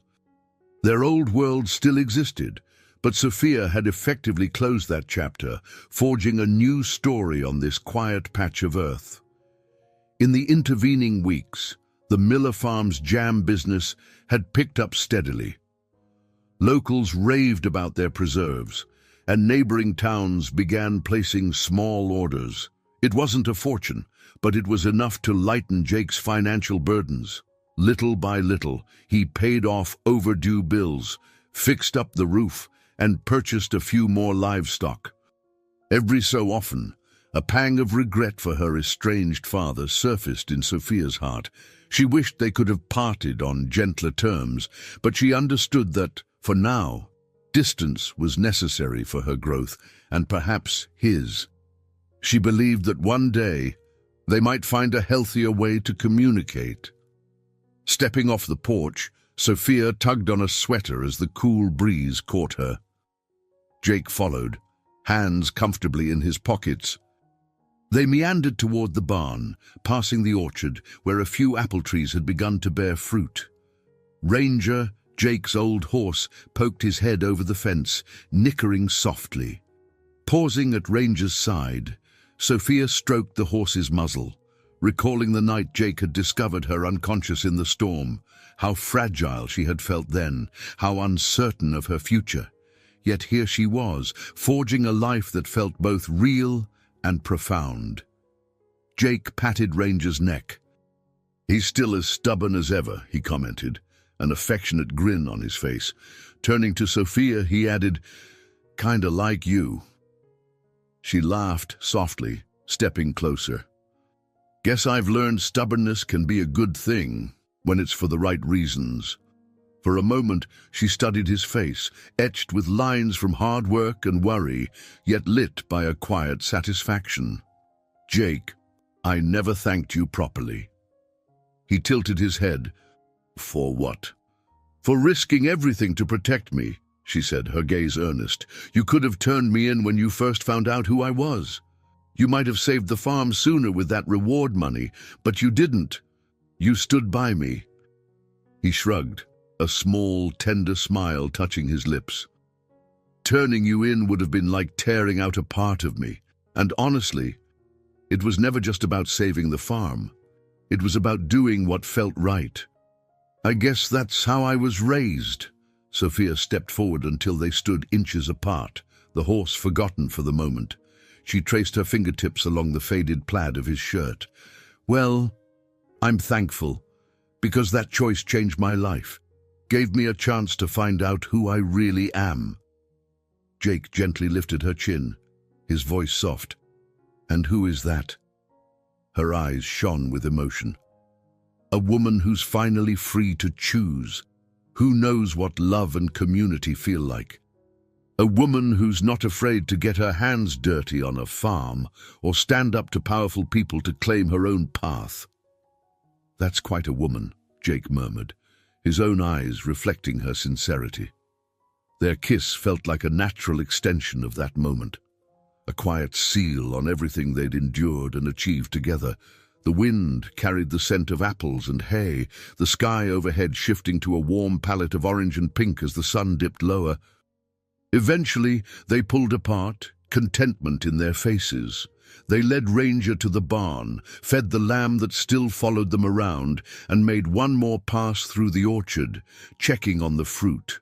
In every simple task, they found a sense of belonging. When the last rays of daylight disappeared, they headed back toward the house, shoulders brushing in an easy, familiar rhythm. The lamp in the kitchen window glowed, inviting them in.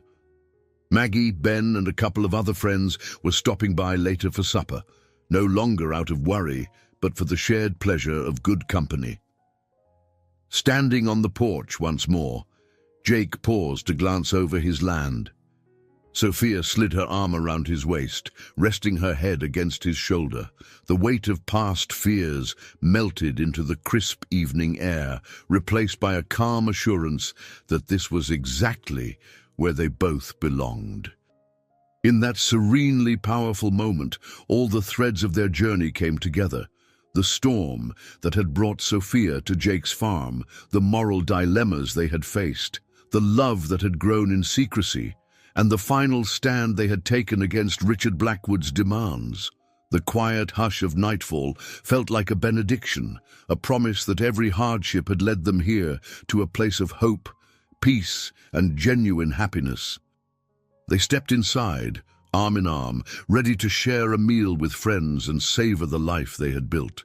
And though the future still held its share of unknowns, neither feared what lay ahead. Together, they had found the courage to face any storm and discovered in each other a home that no amount of wealth could replace. I hope you enjoyed today's story. Subscribe to the channel so you don't miss more stories like this. Leave a like and comment below what you thought of the story. See you in the next video.